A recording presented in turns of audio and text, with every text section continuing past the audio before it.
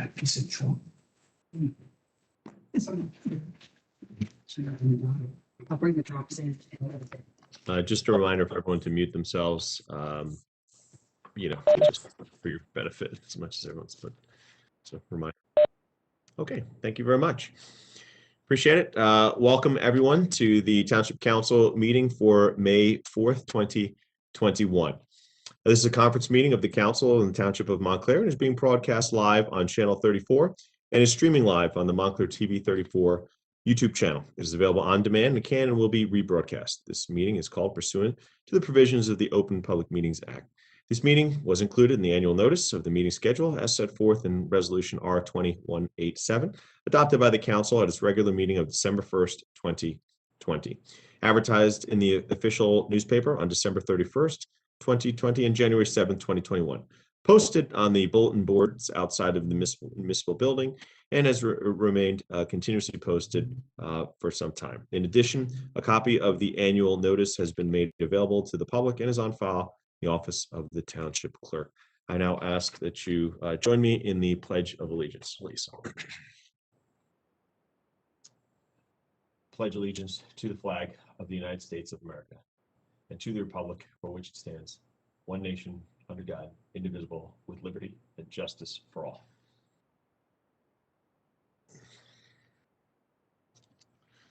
Okay, thank you very much.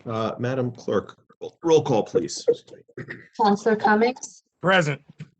Deputy Mayor Herlock, Present. Councillor Price Abrams, Present. Councillor Russo, Present. Councillor Schlager, Here. Councillor Yacovelis, Present. Mayor Spiller. Present. Thank you very much. And we adopt the agenda with flexibility. Here, we've got a number of proclamations that we'd like to start with today. The first proclamation is to Jessica de Koninck, thanking her for her service. And I shall so read. Whereas the office of the school board is one of the most demanding positions in public office that someone can serve in. School board members are chosen to sit and trust for their diverse communities, and in that capacity are charged with meeting the community's expectations and aspirations for the public education of their children. They're responsible for providing leadership that ensures a clear, shared vision that sets high standards for education of all students and requires the effective and efficient operation of the district. And whereas Jessica de Koninck has served the Montclair community in a multitude of ways in her time as a resident. Ms. de Koninck volunteered her time and expertise during her appointments to the Environmental Committee and the Library Board. And the residents of Montclair recognized her dedication to the township and elected her to the Township Council for 2 terms. Former Mayor Jackson saw the great value of Ms. de Koninck's leadership and experience and rich educational background, added her to the Montclair Board of Education, appointing her on May 19th, 2014. And whereas for 2 terms, Jessica de Koninck channeled years of community dedication, commitment, and activism into her roles as Board of Education member and president. Furthermore, Ms. de Koninck brought invaluable experience in education law and policy, having served as the Director of Legislative Services for the New Jersey State Department of Education and legal counsel to the South Orange Maplewood School District. And whereas in addition to contributing to her vast institutional knowledge to the Board of Education, Ms. de Koninck notably valued and promoted the creation of safe, comfortable, and happy school environment for the well-being and success of all students. Ms. de Koninck deserves recognition and thanks for her countless hours of volunteer service to public education and the children of Montclair. Now, therefore, the Mayor and Council of the Township of Montclair do hereby declare their appreciation to Jessica de Koninck for her years of service, dedication, and hard work on the Montclair Board of Education. We urge all citizens to join us in recognizing Ms. de Koninck for having helped mold an educational system that meets the needs of both today's and tomorrow's children. And Jessica, on behalf of all my council colleagues, I want to say thank you for your years of service, as I read there, and as we note, the service to this community in so many ways. So we say thank you, and I so move. I'll second that. All in favor? Aye. Aye. Thank you very much. Next, we have a proclamation, excuse me, designated May 16th through 21st as Emergency Medical Services Week. And can I ask our Deputy Mayor to read that one? Yes, I'd be honored. Thank you, Mr. Mayor. Sure. This is a proclamation designated May 16th through the 22nd, 2021 as Emergency Medical Services Week and recognizing the Montclair Ambulance Unit. Whereas President Gerald Ford authorized Emergency Medical Services, EMS Week, in 1973 to celebrate EMS practitioners, a group that consists of first responders, emergency medical technicians, paramedics, firefighters, educators, administrators, emergency nurses, emergency physicians, and others, and recognize what a critical component of emergency medicine and public health safety they represent. And whereas the Montclair Ambulance Unit, MAU, was established 20 years before President Ford's declaration, to date, the MAU has continuously provided the people of the Township of Montclair and their surrounding communities with a nonprofit, independent ambulance service operating 24 hours a day, 365 days a year. This public service that MAU delivers is vital, as access to such quality emergency care dramatically improves the survival and recovery rate of those who experience sudden illnesses. And whereas EMS is now firmly established as an essential public function and a vital component of the medical care continuum. On any given day, EMS practitioners help save lives by responding to medical emergencies, including heart attacks, difficulty breathing, falls or accidents, drowning incidents, cardiac arrest, stroke, drug overdose, or acute illness. Whether they provide basic or advanced medical care at the scene of an emergency or en route to a hospital, EMS practitioners care for their patients' medical needs with compassion during their most difficult moments. And whereas EMS Week brings people together to publicize and to honor the contribution and dedication of those who provide the life-saving services of medicine's front line. Since the onset of the current pandemic, what EMS offers the community has never been more apparent or more important. EMS personnel have continued responding to residents in need despite fear and uncertainty and the devastating toll the pandemic has taken on available resources, exacerbates the challenges already facing our nation's healthcare system. And whereas the EMTs of the MAU, as well as our local police, fire, and paramedics, whether career or voluntary, engage in thousands of hours of specialized training and continuing education to enhance their life-saving skills. Our community recognizes the value and the accomplishments of these emergency medical service providers. Now, therefore, the Mayor and Council of the Township of Montclair designate May 16th through the 22nd, 2021 as Emergency Medical Services Week in the Township of Montclair. And with the theme, This is EMS, Caring for Our Communities, encourages the community to observe this week with appropriate programs, ceremonies, and activities to learn more about Montclair's ambulance unit and other EMS providers and to support them in all they do. And I would be remiss, Mr. Mayor, if I also didn't have a shout out to our former colleague, Councilman Rich McMahon, who's worked so many years with the Montclair ambulance unit, and all those who work with the Montclair ambulance unit and all of our first responders. I so move, Mr. Mayor. Second. Excellent. All in favor, please say aye.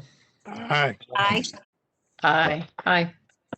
And we certainly echo those important words and remarks. Thank you, sir. Next, we also have one final proclamation today, and this is a proclamation that certainly, we say with a heavy heart. But can I ask Councilman Russo to read the proclamation in memoriam for Olympia Dukakis, please? Thank you, Mr. Mayor. Can you hear me? Whereas the Mayor and Council of the Township of Montclair are saddened by the recent passing of Olympia Dukakis, renowned actress, director, teacher, activist, philanthropist, and cherished former resident of Montclair. Whereas Olympia Dukakis was born on June 20th, 1931 in Lowell, Massachusetts. The daughter of Greek immigrants, Ms. Dukakis earned a Master of Arts in Physical Therapy from Boston University and used these skills to help treat polio patients. She later returned to Boston University to earn a Master's of Fine Arts in Performing Arts. Whereas prior to her distinguished film career, Ms. Dukakis began a decades-long stage life in 1961 and then transitioned to a professional life centered in New York City.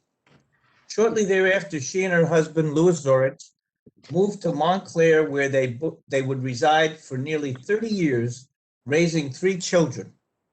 It was in Montclair that they founded the Whole Theater Company, a prolific and celebrated institution that produced 5 plays a season for 17 years, including the works of Pirandello, Euripides, Eugene O'Neill, Samuel Beckett, Tennessee Williams, Edward Albee, Lanford Wilson, and many others. Ms. Dukakis served as producing artistic director of the Whole Theater Company, and among the actors performing were Jose Ferrer, Colleen Dewhurst, Blythe Danner, Samuel L. Jackson, as well as Ms. Dukakis and Mr. Zorich, her husband. And whereas it was in her Montclair home on Upper Mountain Avenue that Ms. Dukakis learned of her 1987-88 Oscar nomination for Best Supporting Actress for her performance in Moonstruck, she went on to win the award, and upon her return, Montclair gave her a great parade to celebrate the momentous accomplishment. After their children had grown and the whole theater closed, Ms. Dukakis and Mr. Zorich returned to New York City, but continued to be part of the Montclair community through their children and many friends. Now, therefore, the Mayor and Council of the Township of Montclair hereby recognize the remarkable contributions of Olympia Dukakis during her extraordinary life, express the thanks of a grateful community for her life, artistic contributions, and service of Ms. Dukakis, and extend its sympathy to her children, Christina, Peter, and Stefan, and her many family members, friends, and fans who will cherish her memory. This is signed by the entire council and mayor, and it's a proclamation. I so move. Second. Seconded, all in favor? Aye. Aye. Mayor, I just wanted to show one thing from Olympia's book, the book she read that I think everybody should try to get. It's a terrific book called A Life in Progress, Ask Me Again Tomorrow. Her son Peter got this for me, and it's got a whole theater company picture, which is very helpful for you to remember Olympia and her picture getting the Academy Award when Mayor Jackson, our previous mayor, was present in 1988 for the parade. So we thank the family for sharing this wonderful woman, wonderful mother with us, and extend our sympathy, particularly to Peter, who is still a resident of Montclair. Thank you, Mayor. Thank you. Appreciate that. Next, as we move through here on the excuse me, on the budget here, we're going to move to Resolution R-21-082, which is a resolution to read the municipal budget by title and open the hearing. So along those lines, this is the municipal budget of the Township of Montclair, County of Essex for fiscal year 2021. I have a resolution regarding the reading of the budget by title only. The clerk will read the resolution. Madam Clerk.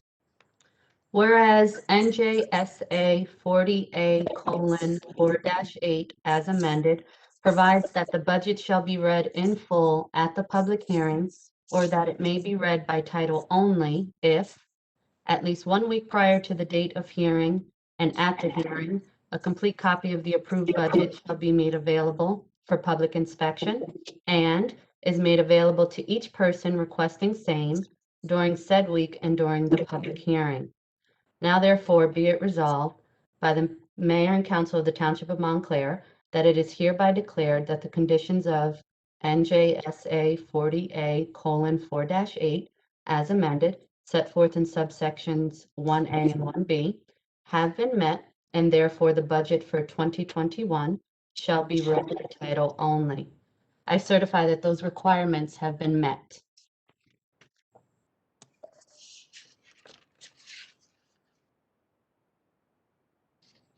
Okay.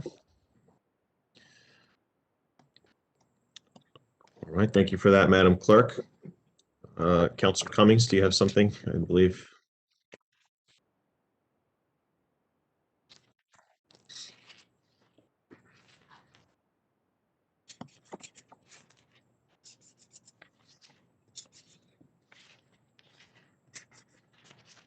Happy to do it. Sure. Councilman Cummings, I'm not sure if you're muted or you can hear us, but are you prepared to move forward? No, I can't find my papers. I'm going through all of my papers right now. Okay, thank you, sir. Mr. Mayor, I offer the foregoing resolution and move for its adoption. Okay, thank you very much. Appreciate that. Did I hear Councilwoman Price Abrams was about to speak before? Is that you, Councilwoman? I don't know who said something. I was offering to stand in a moment ago, but Would you second mind? that. I will second that motion. Excellent. Thank you very much. I call for a vote on the resolution. Madam Clerk, will you please call the roll? Counselor Cummings, Yes. Deputy Mayor Hurlock, Yes. Counselor Price Abrams, Yes. Counselor Russo, Yes. Counselor Schlager, Yes. Counselor Yacobelis, Yes. Mayor Spiller. Yes, thank you. The resolution to read the budget by title is adopted. I move that the hearing on the budget be opened. I second that motion. Thank you. This may be done by a voice vote, so all in favor, please say aye. Aye. Aye. Opposed? Thank you very much. Madam Clerk? Thank you, Mayor. This is the time fixed for the public hearing on the municipal budget and tax resolution for 2021. The budget was introduced by the governing body on April 6, 2021, was advertised as required by law on April 22nd, 2021, together with notice of hearing for this time. A copy of the budget has been made available to the public on the financial information page of the township website during the past week, and a copy is available online for anyone desiring a copy right now. Thank you, Madam Clerk. Anyone who has not seen a copy of the budget may view it now, as the clerk noted, on the financial information page of the township website. Thank you. And now I just want to note a few things on the budget piece. First, to my colleagues, I want to thank all of you for your hard work and diligence during this process. I know that each and every one of you, all of us, have had extensive conversations, have listened to residents, have looked at all the different pieces, of course, during very difficult times. No one could have predicted, unfortunately, the unfortunate situation that we are in with COVID, whether it be, as I've noted, first and foremost, the lives lost, the impact on our small businesses, the support that we've needed to offer, the impact on our budget itself, and what that's meant in terms of the ability to provide what residents need here, what they need even more of during this difficult time, supporting our nonprofits and just so many other things that I know each and every one of you have remained as committed as have I to as we move through this, and certainly thankful of the financial position that we put ourselves in over the last number of years, but that smart financial policy decision making has continued certainly with this group, and I'm very proud of the work that everyone has done, and including the tough conversations on a budget when you're looking at the losses that we've seen, the tough conversations to get to a place here where I think we've incorporated so much of what we heard, and we're going to hear again more tonight. With that, I do also want to note that and pleased to move forward with the following amendments to the 2021 municipal budget. So with that, first, the following grants are added to general revenues on municipal revenues section F. The Federal Emergency Management Grant of $10,000, the Visiting Nurses Grant of $21,842, the Recycling Grant of $38,713.23, and the DEDR Municipal Alliance Grant of $19,704. Next, under the following categories, general appropriations operations within caps. For the election expenses, other expenses, for the line item at $130,000, I am amending to say $50,000. For those who are listening in, just a note that because of, again, the great work of our township attorney and of course the ongoing effort to ensure rental stability, the ability of individuals to afford to stay in their rental units, with the appellate division has heard and will be hearing the case on the rental issue. Therefore, a special referendum election will not be needed. If a referendum election is eventually required, it could be scheduled as part of the regular election, which is why I'm proposing that modification and to, again, say some of the dollars that we see there. Along those lines and related, the rent control administration salaries and wages and other expenses, I am so moving that we take the $61,000 for salaries and wages and move that to zero, and the other expenses at $62,400 and also move those to zero. Again, as I just noted before, as the matter is tied up in litigation, the salaries, wages, and other expenses, in light of that litigation, those expenses will not occur in the 2021 year.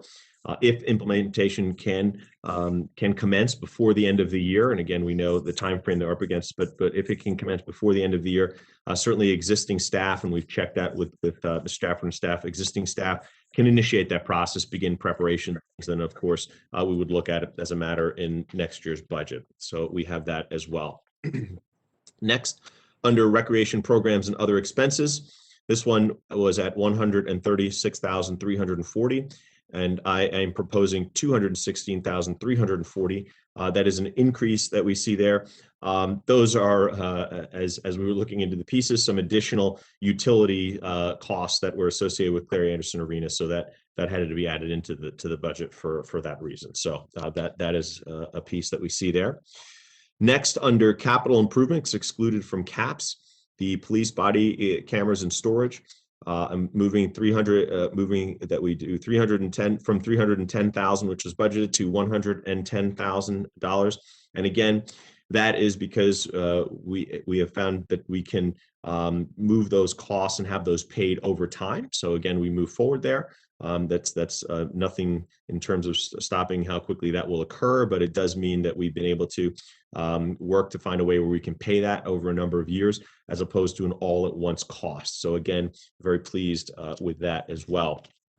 Additionally, for the line item acquisition of police heavy vehicles, again, moving that we reduce that from $272,000 to $204,000. And again, this is cutting back on the number of vehicles, going from the 4 vehicles that were additionally included there to 3 vehicles, and again, reducing those costs. Next, I'm proposing from the operations excluded from caps lines, the maintenance of the free public library, additional municipal appropriation. For that line, we know we had $319,848,000 in there for the amount above and beyond the statutory minimum required. Well, I am proposing that we raise that to $419,848. Again, $100,000 increase. Certainly that increase is in response to the needs and the requests that we've seen from the library, and certainly we value their thoughts and opinions on this matter. And of course, we are all, I know everybody on the council here and everybody previously, big supporters of the library and making sure they can offer the services to this community, even during this time and even during very difficult budget times. I will say that brings our total supplementary amount to that $419,848 amount, on top of the $2,680,151.51. So again, the dollars now are there. I will say to any member from the public listening in, and certainly in the conversations that we've had, want to make clear to everybody on here that any and all of this payment in excess of our statutory minimum is contingent upon, and we are certainly fully expecting the reopening of the Bellevue branch forthwith. So I think that will happen very shortly. We're happy to be able to provide some dollars to help ensure that happens. And certainly all of these dollars are contingent upon that happening. So good news there in terms of the ability to get that open now and get those services back to our community at large. So very pleased to move that one. So finally, under general revenues, I want to note that the amount raised by taxes in support of the municipal budget, the local tax for municipal purposes, including revenue for uncollected taxes, was at $56,985,490.58. And that will now be $56,694,694 $90.58. And with that, we will now bring our municipal tax rate at bring it in just under 2%. So again, as we've had a lot of these conversations, and I'll emphasize again, with all these modifications, including an additional $100,000 to the library, we found a way here to bring our municipal tax rate in at just under 2%. Again, as I think a lot of our council colleagues have talked about, this is an opportunity here to balance a lot of the different concerns and pieces that we've all heard, make sure that we've got all of these pieces, addressed as best we can, even given the difficult budget situation. I'm pleased again to all my colleagues for really working together to not get everything we all wanted, but to get what we all needed to get us to a place, I think, where we've got broad support for this. So with that and with those amendments, as was noted, I move those amendments into the 2021 municipal budget. And Mr. Mayor, I'm pleased to second that motion, and also to reiterate what you so eloquently stated and firmly stated: any payment in excess of the statutory minimum is contingent upon reopening the Bellevue Avenue Library branch forthwith, as soon as possible. And I couldn't agree more. And thank you, Mr. Mayor. Thank you, Mr. Deputy Mayor.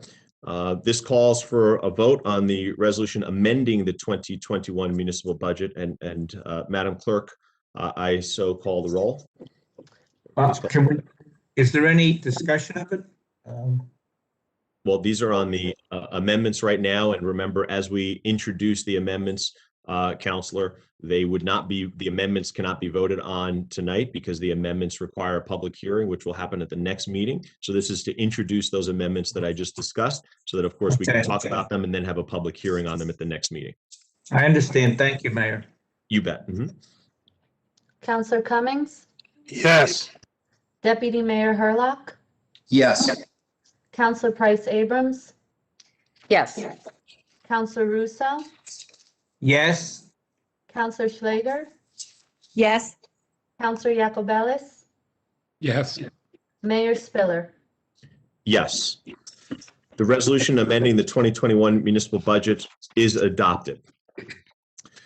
Now, before beginning public comment, I wish to outline the procedure. Those who wish to participate now during public comment should dial in to 408-418-9388. That's 408-418-9388. When asked to enter an access code, please enter 129-498-7463.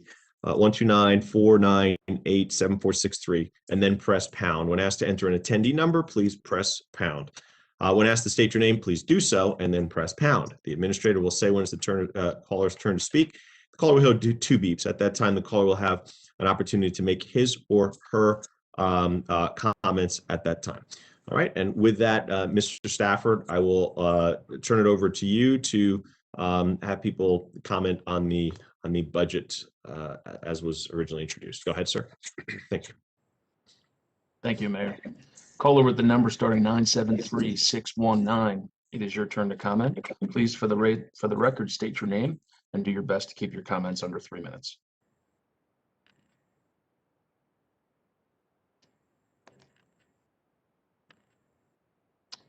No, 973-619.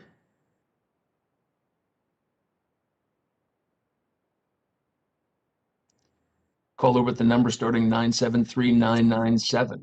It is your turn to comment. 973-997. Please, for the record, state your name and do your best to keep your comments under 3 minutes. So my name is Larry Laniewski. I want to make sure that when I speak, I'm talking about general topics because I'm not necessarily speaking directly about the budget. Is it okay to speak about general topics? Well, I'll say this, as I did adopt it with some flexibility. This is the hearing on the budget, but understanding the challenge of, being out for that, coming back in, finding out exactly, how to do that. If you've got some general comments for public comment, I think we can bifurcate that out and understand that. So please, offer your comments, and then, we'll continue. But thank you. All right. Well, my name is Larry Laniewski. I am a resident of Upper Mountain Avenue. I've been here for 15 years, and I'm calling about the skate park, actually. That is my topic. I want to thank you guys, and many of your council members and the mayor attended an event that we had this weekend to take the temporary skate park, which you helped create over 2 years ago at Rand, and I commend you for being a part of it. Thanks for the park. We are interested, and I am a member of the board of Skate Essex, which is a group of parents really that want to make this a great area for a skate park. And we wanted to make sure that you consider the hours of it being 8 a.m. to sundown. And we would love it if your group, the board, would consider making a permanent skate park at that location. We think it would be ideal. As many of you have seen, the people who come to the skate park are from ages 6 to 60, male, female, non-binary, all race, any race, and it is an open community that is really well supported.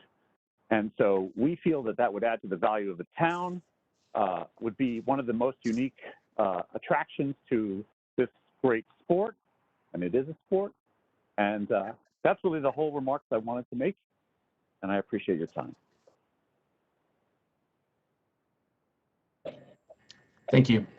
Caller with the number starting 973-746. It is your turn to comment. 973-746, please. State your name for the record and do your best to keep your comments under 3 minutes. My name is John Seek. I am at 393 North Fullerton, Upper Montclair. I'm speaking tonight in support of the Library Board of Trustees, April 22nd memo to the council that requesting an additional $128,000 on top of the $320K you preliminarily appropriated. I did hear you say that you were prepared to add another 100, so that leaves us $28,000 apart, and very grateful for that. I'm a member of the Montclair Library Friends, and prior to that was a founding member of the Friends of the Montclair Township Animal Shelter. As such, I got to know Bill Herlock particularly well, as he was instrumental in setting up the town's Animal Welfare Advisory Committee and rallying support for the shelter. Well, we could use the same level of support for the 2 libraries in town as well. And it occurs to me that animals and books share both similarities and differences. One prominent difference is one need not pick up after books, a point in their favor. But where they are most similar is that they both appeal to our better angels. We must be caretakers and stewards of the 2 splendid institutions. I read recently that libraries nationwide draw more people on an annual basis than do all the sporting events and museums combined. And as such, we would be remiss in not bolstering our 2 libraries, the Main and the Bellevue Avenue branch. In closing, I note that approving the additional financial request gets us closer to reopening the Children's Library on the 3rd floor at the Main, and does get us to open the Children's Library at the Bellevue. Thank you. Thank you. Thank you very much for that. And yeah, I found great humor in that. So thank you for the picking up after your book's comment.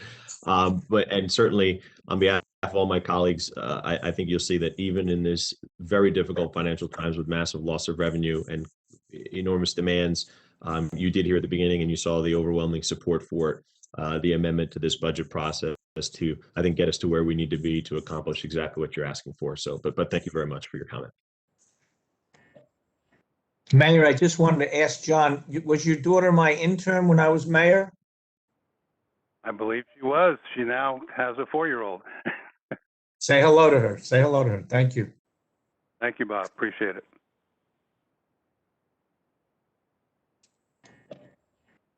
Caller with the number starting 908-705. It is your turn to comment. 908-705. Please state your name for the record and do your best to keep your comments under 3 minutes. Hi, my name is Lily Quee, and I'm a member of Montclair Beyond Policing. I'm just going to speak really briefly. So I want to thank and congratulate the people of Montclair who spoke up and raised a clamor for our beloved library system that was facing a catastrophic defunding and who expressed concerns about the police budget. The amendments proposed tonight are your achievement. So please don't relent, don't stop paying attention, and don't forget that it was public action, your action, that got the goods. So I also wanted to make some general remarks about transparency. I personally, and certainly many Montclair residents, have found this budget process extremely opaque and confounding. And I especially just want to urge the council to take a specific look at the process of department presentations. The amendments regarding the funding of the library are really appreciated. I am wondering why the library department wasn't asked or requested to present, given the scale of the defunding that was under proposal. It would seem to me that it would be a major priority, given that this is a public service that, especially this year, direly needed. So, yeah, that is the note I want to end on. Just a call for some eye toward a more transparent budget process. Thank you. Thank you. Caller with the number starting 201264. It is your turn to comment. 201264. Please state your name for the record and do your best to keep your comments under 3 minutes. Hi, am I coming through? Yes, ma'am. Thank you. My name is Pravita Saha. I'm a resident of the Second Ward. Very quickly, I had a question. So this pushed budget hearing vote, so that encompasses the whole budget now, or is it just going to be the amendments that were introduced tonight? I will let our township attorney speak to the piece, but the bottom line is we will not be taking a vote on the full budget. We will be adopting the budget at the next meeting. The hearing at the next meeting will be on the agenda, on the amendment items only, because this is the hearing on all the other items. So there needs to be a hearing. So this is the hearing on all of the items in the budget. We will then at the next meeting have the hearing on the amendment items and then a vote for adoption potentially on the full and complete budget. Yeah, Mr. Mayor, Bob Beneke, the hearing right now is on the budget as introduced. Once the hearing is closed, then you will have to re-adopt the resolution on the amendment. The statute provides for you can amend the budget except for state required amendments. You can amend the budget after the hearing on the budget or during. So that resolution that you adopted previously has to be just re-adopted after you close this hearing procedurally. This hearing is on the budget as introduced and published. Then you close the hearing, you re-adopt the amendment to the budget, and then when the hearing on the amendment is scheduled, that will be for the budget amendment only, as you just correctly stated. Thank you. Okay, thank you very much for explaining. So yeah, as a Montclair resident, this is my first year engaging in the town budget process, and I'm learning a lot. Since the proposed budget was shared with the public late last month, I've heard numerous concerns from the community in relation to services like the library, the fire department, public housing, recreation, and of course, the police department. A petition circulated by Montclair Beyond Policing calling for the reallocation of funds for an unarmed crisis response program is just shy of 200 million. And that's just in 2 weeks. So surely that means it's worth having a conversation about other life-saving uses for the $16.4 million earmarked for the Montclair Police Department in 2021.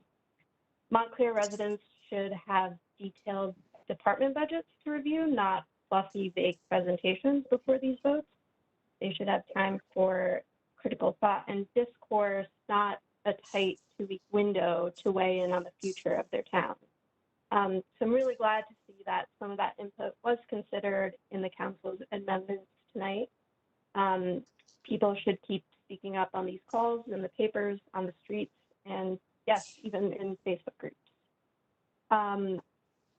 It would be great to know who in the town government can answer questions around line items before the vote in 2 weeks. Montclair Beyond Policing, for example, would like some more clarity around the other items in the Montclair Police Department proposed budget.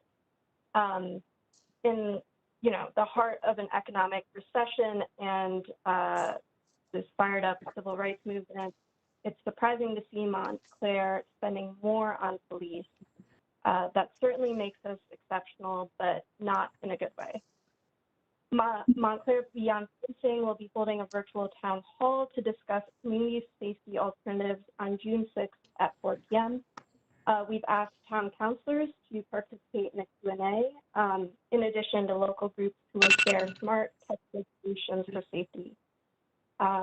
So hopefully we can continue to reimagine the budget together as residents and leaders in 2021, 2022, and beyond. Thank you for the time.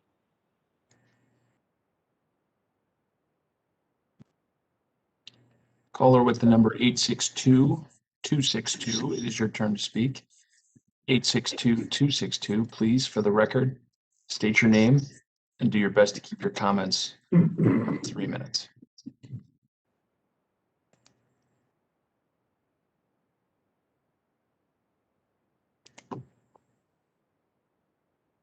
Caller 862-262. Right, I was on mute. Hi, my name is Annalie Sherfin. I'm a resident of the 2nd Ward and a member of Montclair Beyond Policing. I also want to thank the public for keeping up the pressure, as it's clear that the public's voice has made some good amendments to this budget happen. But I also want to express my dismay about the overall lack of transparency of the whole budget process in our township. Montclair Beyond Policing has talked with former council members to get a better understanding of the budget and the budget process, and we have called into county council meetings to do the same. And although these efforts have enlightened us somewhat, we shouldn't have to work so hard just to understand how our government utilizes the tax dollars that are so notoriously high. And at the April council meeting, when some of the departments presented their explanations of why they should get the funding they were requesting, the library being noticeably left out, there were multiple counselors who also seemed to question the transparency of this process. And while I'm sure the legal obligations of the budget process have been met, that doesn't equal transparency. Of course, the public is allowed to call in tonight and speak to the counselors, but there's not a real public dialogue, and there's still so much unknown information within the budget, as Prabita had mentioned, including the other expenses for each department. And while this proposed budget, like I said, may meet the legal obligations of presenting to the public, I would argue that it doesn't meet the obligations of a truly democratic process. And I invite anyone listening tonight to look now at the website for the Burlington, Vermont government website. Burlington, Vermont has a population of just about 2,500 more than Montclair. And on their website, everything is laid out clearly for the public to see, from the budget to the counselors and their email address. There's just so much there that's so clear. And it helps keep their public informed and involved. But here in Montclair, it seems very clear that the government barely wants public participation in the budget process. And I think if we had a clearer picture of how our money is spent, we would be able to more clearly see how we could be utilizing our funds to build up programs that would keep us safe without threat of violence. And I invite everyone to attend Montclair Beyond Policing's Town Hall that Prabita mentioned, Sunday, June 6th at 4 p.m. We will be presenting on some of the kinds of programs that can build true public safety and security into the fabric of our society. Thank you so much. Mr. Mayor, if I may just respond to Emily quickly. Emily, I know you said there's no dialogue. The dialogue I want to have with you is that I was in Burlington a few years ago. I met with the mayor of Burlington actually many years ago when I was mayor. I have all sorts of Burlington information because I was a big Bernie Sanders fan. And if there's anything we can adopt that might be helpful, I'm sure we will do that. But I'm not, and I know my colleagues are not interested in in not having dialogue, we just have certain limitations and certain budget constraints and certain requirements that we have to meet. I've been doing this for 21 years, and there's always been this question of transparency. I certainly, and I know my colleagues, welcome input, and we're trying to be as transparent as we can during a very difficult period with the pandemic, with the inability to have meetings publicly, physically at the town hall. It's been a very tough period for all of us. So I ask you to at least understand the circumstances. And I'm one who would like to see some money shifted from one thing to another. I put a resolution forward years ago from the New Jersey Peace Action Group, and the entire council supported it, called Move the Money from the Military to Social Services. And that's something we want to see us do nationally, not just locally, but move the money so we get these social services as our priority. And we'll talk some more, but feel free to be in touch with me. I just was touched by your reference to Burlington, where I've had a connection for a long time. Thank you. Thank you, Mr. Mayor. Absolutely, thank you. Caller with the number starting 646-713. It is your turn to comment. 646-713, please. State your name for the record and do your best to keep your comments under 3 minutes. Thank you. My name is Mark Joseph. I'm a member of live in the 4th Ward, and I'm a member of Montclair Beyond Policing as well. And, you probably don't want to hear this, but I'm also bringing up transparency. And it's one thing to know that we're living in a pandemic, but I believe that as part of a democracy, these conversations can extensively happen on Facebook. And I'm not saying that they shouldn't happen on Facebook. I just feel like a lot of the conversations I'm seeing about tonight happen there. And I feel like there seems to be more options to actually have discussions about what's really happening with the budget that was released about a week and a half ago. And I want to give Councilor Iacobellis a shout out because I know he voted against it on April 6th. But I think the more transparency we can have, the more we can all talk about this as a town. And I really think that's important. And I think that, for everybody who said to keep the pressure up, keep talking about this, I think that's important. I do think that the fact we have a $16.4 million budget is excessive on the police. I think that we talk a lot about how Montclair is paving the way in different areas, but I would love to hear more about how Montclair can pave the way in regards to policing. And I think that that's a conversation that we need to have more of. I think, saying that it's been hard is true, but being creative with whether it's on Zoom or any other number of places to have more conversations about the budget and to question the budget, I think is really important. And I think that will bring us as a town to the next level. And I hope that we can do that. So that's all that I wanted to say. And thank you for making the time available. All right, bye.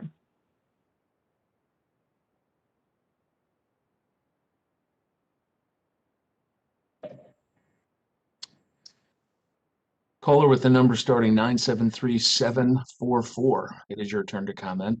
973-744, please state your name for the record and do your best to keep your comments under 3 minutes. Thank you. My name is Susan Craig. I am the co-chair of the Montclair Senior Citizen Advisory Committee, an officer of the Montclair Gateway to Aging in Place, also known as the Montclair Gap. And I've been a Montclair resident and taxpayer for over 40 years. The interests of older Montclair residents are best served when the town collaborates with seniors to benefit our community. I saw this happen with the success of the senior bus, and I know that every week a range of programs from the Mill and Edgemont connects us to enriching classes and skills. We are appreciative of the support of the town and the council to make these happen. But we know that more can and must be done so that older residents of the town can connect to the very programs and services that keep us all healthy, safe, and informed. In January, a group of volunteers with the Montclair Gap responded to the needs of older residents who lacked internet service to access the county's appointment system, and over a period of 4 months have helped 100 seniors get vaccinations with the county. We have seen how effective the message from seniors to seniors is. If this council will allocate funds to the Montclair Gap and to senior needs, we can partner and begin to bridge the connectivity that divides and keeps too many of our older residents feeling like outsiders in their own town. Thank you.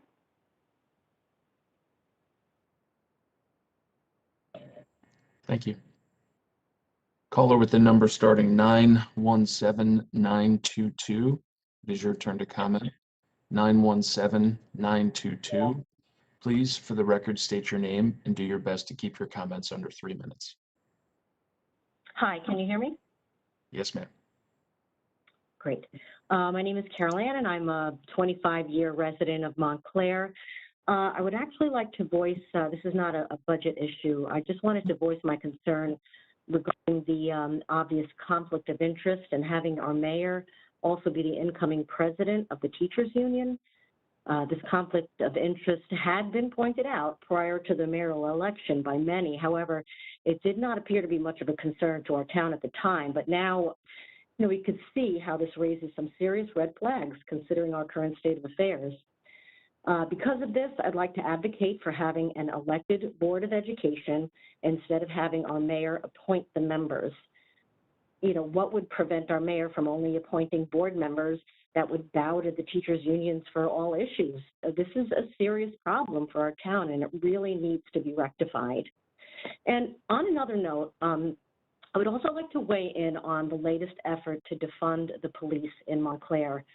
This effort has been pushed in towns all over the country, and why? It's clear that our police officers are systematically being demonized by the media. I mean, think about the views of our police officers right after 9/11. We lost many of our own and have a beautiful memorial in neighboring West Orange. We rightfully praised our first responders and considered the police officers to be the heroes that they are. Why this incredible fall from grace? Did our police officers go from hero to villain in a mere 20 years? This effort to defund the police is dangerous and short-sighted. If we want to allocate additional funds for social workers, fine, but why shrink the police budget? We can now see this effort backfired in Minneapolis, where residents began complaining of slow response times and increased crime. Their city council ended up voting unanimously to approve additional funding after that disaster.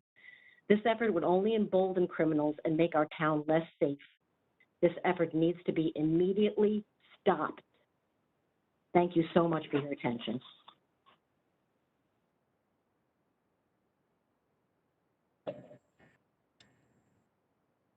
Caller with the number starting 862250. It is your turn to comment. 862250. Please state your name for the record and do your best to keep your comments under 3 minutes. Yes, Abraham Dickerson. Abraham Dickerson. Yes, sir. Hi. Yes. Just a quick response to that previous caller. It hasn't been the last 20 years fall from grace. It's been 400 years fall from grace. The only last 20 years, people have been able to record things. So let's get that fact straight. Last spring, thousands of people marched with my group and another group, Montclair Citizens for Equality, Fair Policing, and for the People's Foundation. There were so many promises made on that day of June 6th. Since that time, I've been fighting an uphill battle of trying to get things done. I was proactive at that protest by sending out 9 demands we thought that our police department can do locally. Just for the record, the body cameras isn't something that the Montclair police volunteered to do so. It's a state mandate, which means that you was forced to do so. So let's be clear with that. At this time, I believe that we need to have a study done. So before we pass this budget, I reached out to David Cummings, Mr. Jacobellis via email, and also I reached out via telephone call to our mayor to try to have some behind-the-scenes talk about this study being done. We have many scholars here in this town from our local universities that have currently written about ways to reimagine policing. We need to draw from these scholars and adopt at least $20,000 to $30,000. And please don't say there's no money in the budget for this, because there's always extra money for a study to be done, especially for problems such as policing in Montclair. The fact that you increased the budget said that it was a photo op for you to march with me this past spring. I strategically reached out to the police department here in Montclair, although I perceive them as harassing me at several times throughout my last 30 years of living here in Montclair. But however, I do understand nuance, so I reached out to them. This summer, by including the police in our march, we figured that, okay, we would be able to start a dialogue, and which simply means that when you're not trying to do things such as even look at a civilian review board, that says everything. We know things changes. Right now in Montclair, there seems to be a cozy relationship with certain individuals in this town, but we know political climate changes, and we need things in place so when these political climate does change and things are not moving in the progressive way, we have local ordinances that would support them. For an example, what's happening in South Carolina right now with the body cameras videos not being able to be released. What's stopping Montclair Police Department from not releasing the body cameras in this particular town? Out of the 9 amendments that I asked for, the demands, one of them was the removal of rhetoric such as Black Lives Matter from all taxpayer-funded vehicles, and also the uniforms. I'm seeing officers walk around with bandanas, the same bandanas that people wore to storm the Capitol. So what message does that send to me if I need the police to call them? Because I can't take the law into my hands, so I have to call them. When the police officer shows up and they're wearing that badge, I immediately stop and I address that. But I shouldn't have to address these things. This is what we pay you guys for. In closing, I would like to say that if we're living in a town that's going to be progressive, if we can't reduce our budget here in Montclair, it's not going to happen anywhere. Some folks say, well, crime isn't that bad in Montclair. Okay, so why is the budget so large then? Furthermore, I would like to see not just Black officers in our community department. I'd like to see officers from all walks of life in our community departments. I'd like to see more officers walking the beat, and that doesn't mean Mission Street. I'd like to see officers walking the beat in Upper Montclair, around Valley Road, around Lorraine Street, so we can really get to know our officers. I'm tired of stopping officers and telling them to put on their blinkers also. So I'm sure this is causing some resentment towards me, but I am obligated to do my job for the next generation, for people to come behind me to make sure policing does not continue the way that it has continued. On June 6th, I figured that that was a signal for change. At this point, our town council hasn't done a damn thing. The body cameras is a mandate from the state. So what I'm asking is, please come back to the table with me. Let's sit down and go over these 9 points. I even have empathy. These officers are constantly going through constant door-to-door problems, but do they have an opportunity to decompress? Where is the conflict resolution program? Where's the police de-escalation program? We need to have a relationship where we see what that looks like. Let's not wait for something to happen, because people are human and people will make mistakes. And please, don't be Monday quarterback, armchair quarterback. We know what can happen. Please, can we be more proactive? One more final thing. I'd like to thank Montclair Beyond Policing, although we Mr. might Dickerson, not. I would ask that you finish as quickly as possible, given that your 3 minutes expired quite some time ago. All right, thank you. So I would like to thank Montclair Beyond Policing for having the courage to continue to even talk about the budget. Myself, I reached out to try to talk about the budget. It seems to be very confusing. If we're looking to raise a generation that's participant in a fair democracy, we need to understand how things go. And I need to hear from more than just David Cummings. David Cummings might be a Black person, but he should not be the only person that reaches out to me. Thank you.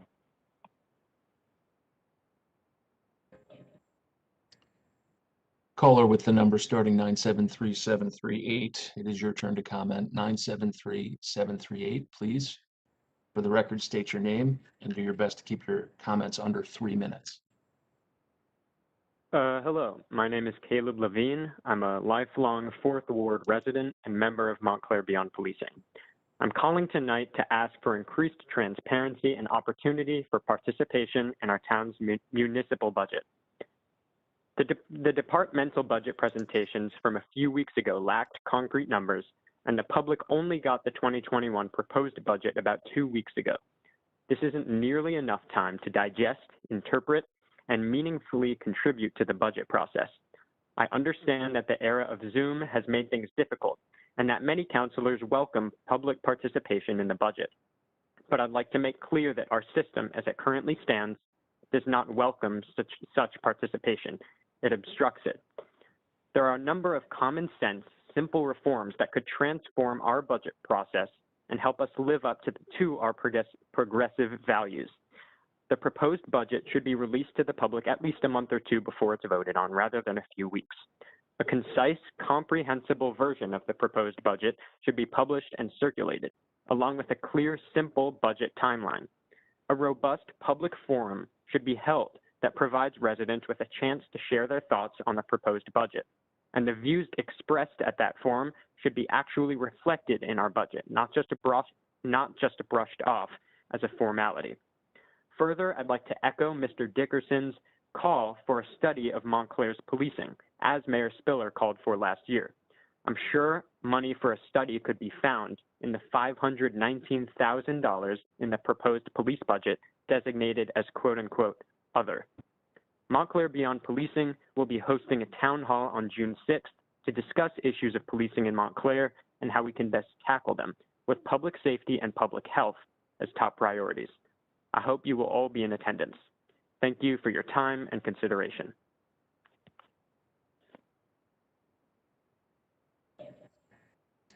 Caller with the number starting 646-220, it is your turn to speak. 646-220, please state your name for the record and do your best to keep your comments under 3 minutes. Hi there. My name is Holly Shaw. I am actually calling about the skate park. And I'll keep it super quick. And I thank you guys so much for your time. I'm a mom here in Montclair. I'm on Gates Avenue on the south side. And I have a high school, middle school, and an elementary kid. And my son, who's the youngest, age 10, is the skateboarder. And I'm sort of recently coming into what's been going on. I actually thought the skate park was a permanent fixture or, was going to be a permanent skate park. And I've only recently learned that this is just a temporary fix. So I just wanted to call in and voice my support for the skate park and for creating a permanent skate park. I'm actually there a lot. I was there today, and this lovely older woman came up to talk to me and was so amazed that there was such different ages on the skate park. And she was commenting on how amazing the high schoolers were treating the younger kids. And there were 4 young girls on the skate park, probably 7 or 8, and she was amazed by that. And I had this lovely conversation with this grandmother in Montclair, and I thought, this is so fantastic, that there's people walking by that are seeing how great this is and supportive they are. So I just wanted to say, I'd really like to request 2 things, a permanent skate park, and I'd also like to ask that you table this conversation, the ordinance, about the hours of the skate park. I realize at the moment, the hours that were discussed are not the same hours as other parks in the area. So the basketball court and the tennis court have different hours than the skate park. And I, as a mother, obviously don't think that's fair. So I'm just asking that we could table that discussion for further discussion. Again, I just want to express my support as a parent and a Montclair resident, and I'm absolutely here with to help these guys get a permanent skate park, but also thank you again for even listening to us and supporting us.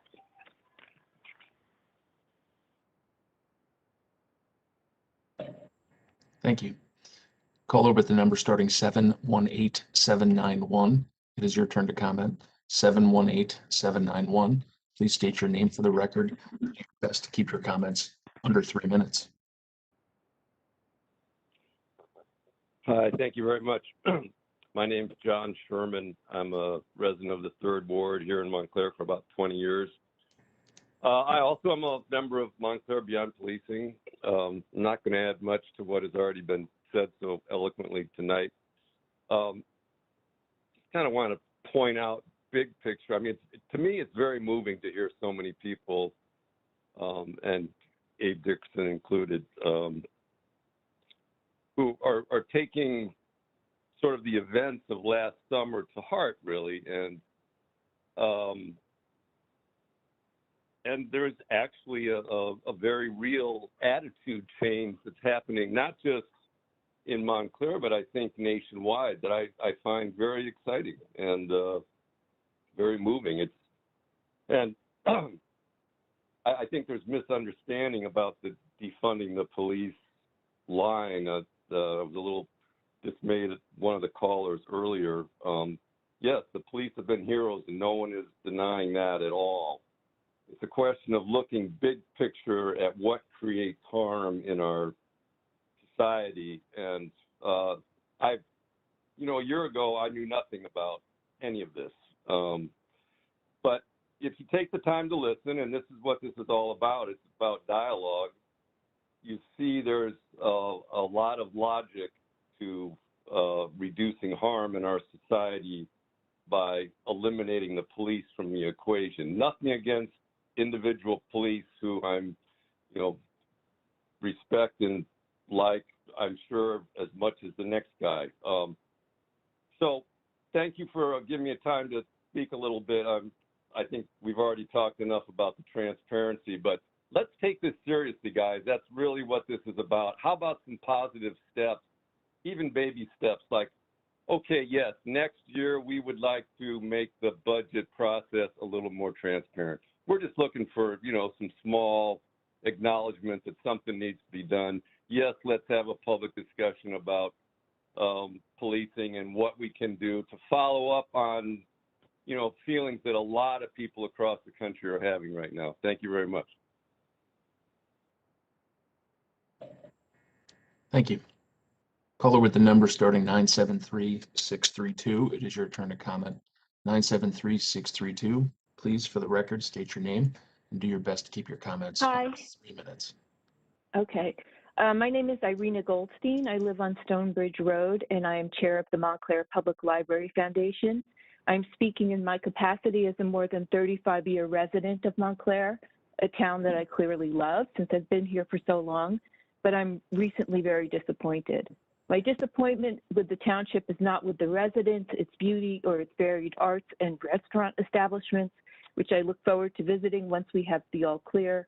Rather, my disappointment lies with the township's governing body, which is not serving its constituents well because, among other things, it is not ensuring that the library is able to provide full services once the pandemic is lifted. I appreciate that the council agreed to provide a slight increase, but that is frankly not sufficient, and I'm hopeful that you follow the Board of Trustees' request that additional funds be allocated once CARES funds come in.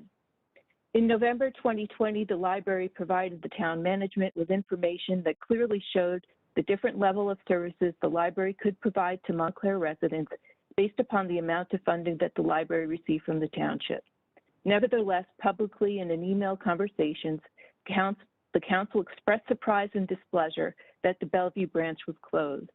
Now, the slight increase to make sure that the Bellevue is open part-time, sure, that's great, and I'm thankful for it, but again, that's not sufficient. Furthermore, with the very limited exception of Councilman Peter Iacobellis, the council, including the mayor, have failed to respond to those Montclair residents who have voiced their displeasure with the lack of funding for the library. In this regard, to my knowledge, there has been no direct communication between the library and the council or the council and the members of the Board of Trustees regarding the Board of Trustees' request for additional funding. Indeed, I think this is, other than some email conversations that occurred shortly before this meeting, this was the first time that people heard that the council agreed to increase the funding. In order to determine whether and to what extent the council will agree to appropriate additional funding funds for the library, residents are forced to read tea leaves or social media posts. I joined the Montclair Public Library Foundation because I love libraries in general and the Montclair Public Library in particular. The Montclair Library provides essential services to the town's residents. It provides, among other things, computer access, Wi-Fi hotspots, and research assistance. The library is vital to Montclair residents who do not have the financial or technical wherewithal to compete in the current school or economic environment. Montclair residents are entitled to a governing body that acts transparently and that is responsive to its constituents. It is completely inexcusable that the mayor and the council do not respond to their constituents' questions, as though the residents of this town, whether they pay ridiculously high taxes or on assistance, are not entitled to a government that responds to those that are being governed. I recognize that certain councilmen have posted information on social media regarding their Ms. support for Goldstein, the that was 3 library. minutes. Please do us the service of concluding your comments. I literally have 2 seconds left. Regarding their support for the library or even ran on that platform, but that is not enough. The council should reinstate the library's funding. Thank you. Mr. Mayor, I just want to respond to Ms. Goldstein saying every single constituent who sent me an email and asked about the library received a response from me saying I would try to work with my colleagues, as we now have done, to try to restore money. So I did respond to everyone. I just want you to know that's the way I operate for 21 years. And I also knew the library as mayor. I appointed the library board members, and I know what they do and how hard they work. But I did respond to every single message that I received the last month. Thank you, Mayor. Mayor, can I comment as well? Sure, please. Thank you. I actually want to thank you to the previous caller, and I would just note that the council only agreed today to that increase in funding, so that's why it hasn't been communicated, and you heard the mayor communicate it at the beginning of the meeting. I just want to, there's been a lot of questions from the folks calling from Montclair Beyond Policing and other organizations around the other expense category for the police budget. I just want to, and we can, I hope we can just sort of put this out there and demystify some of this. But just so folks know that $519,000, there's items on there that are $100,000, for example, for software licenses to run the police department, $92,000 for the maintenance of electronic devices, $95,000 for vehicle repairs and maintenance, $25,000 for law enforcement training. And those are just some of the examples of the items that are on there. So, there's nothing to hide, I guess, is what I'm trying to say to the public to make you feel a little bit better about this.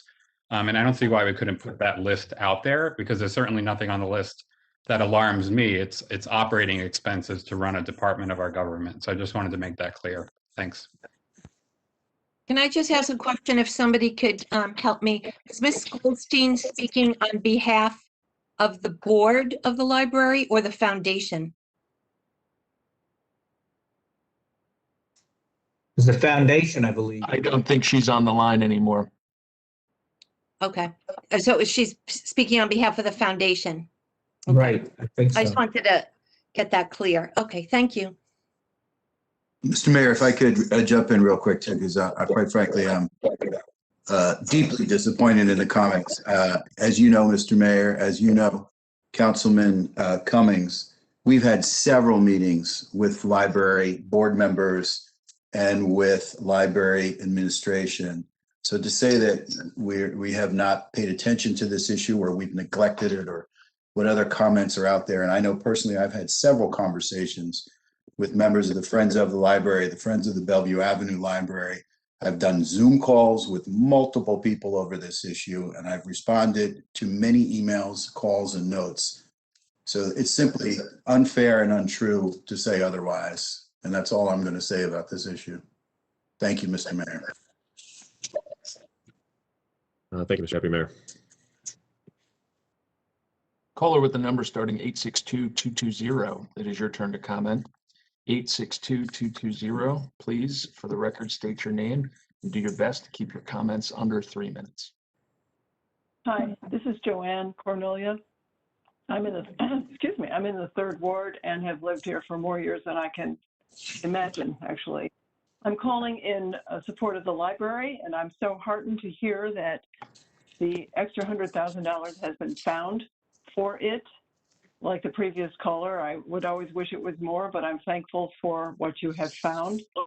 I had prepared a list of all the things the library does for me, and I'm not going to run that through since I don't need to. But I want to just include one comment because I think it's pertinent to my support for the library. And that is, on Tuesday of this week, I heard a broadcast that included Lyndon Johnson's comments on the formation of the Corporation for Public Broadcasting. He said, and I quote, "While we work every day to produce new goods and to create new wealth, we want most of all to enrich man's spirit." And this is really what I think the library is all about: enriching the human spirit, stimulating imagination, and feeding the mind. For me, the library is a source to inspire and prepare for the future. And, you know, if you see it as such, the library is crucial to an educated and forward-thinking community, which is how we like to think of ourselves. So I would, you know, again, I thank you for the money that has been found. If you can squeak a little more out, that would be even groovier. But if that's not possible, let's hope for better times next year. So thank you.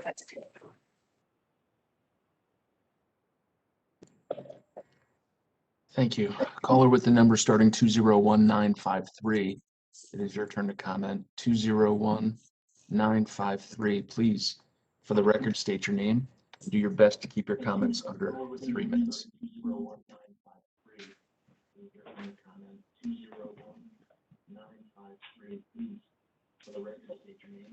Caller 201953.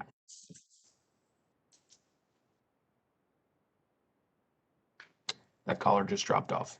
Caller with the number starting 973760. 973760. It is your turn to comment. Can you hear me?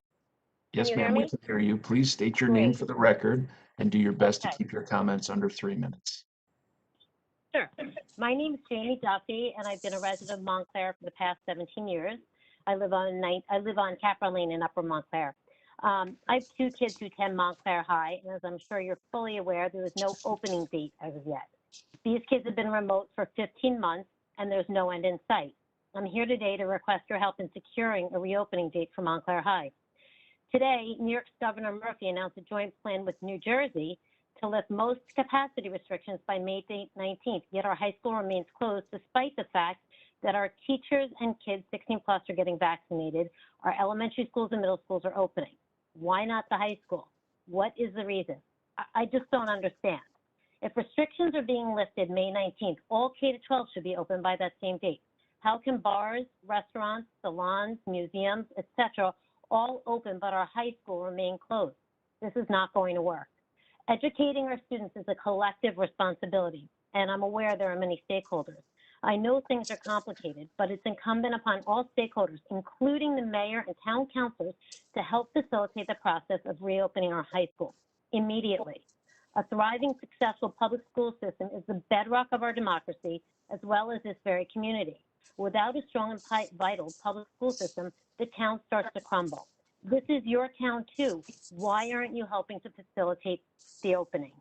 I request that you make your voices heard. Staying silent on this is not an option. I want you to all know that people in the town are anxious and angry. They have no idea what's going on. Rumors are swirling in the absence of reopening date and a lack of credible information. Where do you stand on this issue?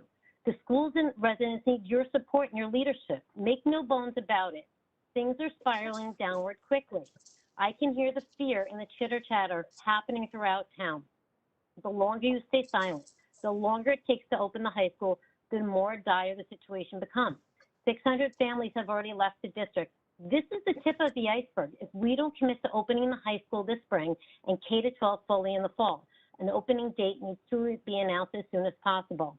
Montclair High is all the makings of a successful and safe return, with teachers and high school students being vaccinated. Next up, 12 to 15-year-olds, and following mask protocols, social distancing, and simple steps like opening windows will help. I strongly believe that reopening this academic year, if for 4 to 6 weeks only, is critical because it's a signal to us our schools will open in the fall. Mayor and Town Council, things are complicated. And yet I urge you to get involved now in helping to facilitate the reopening of the high school. And if not, why aren't you helping? Thank you.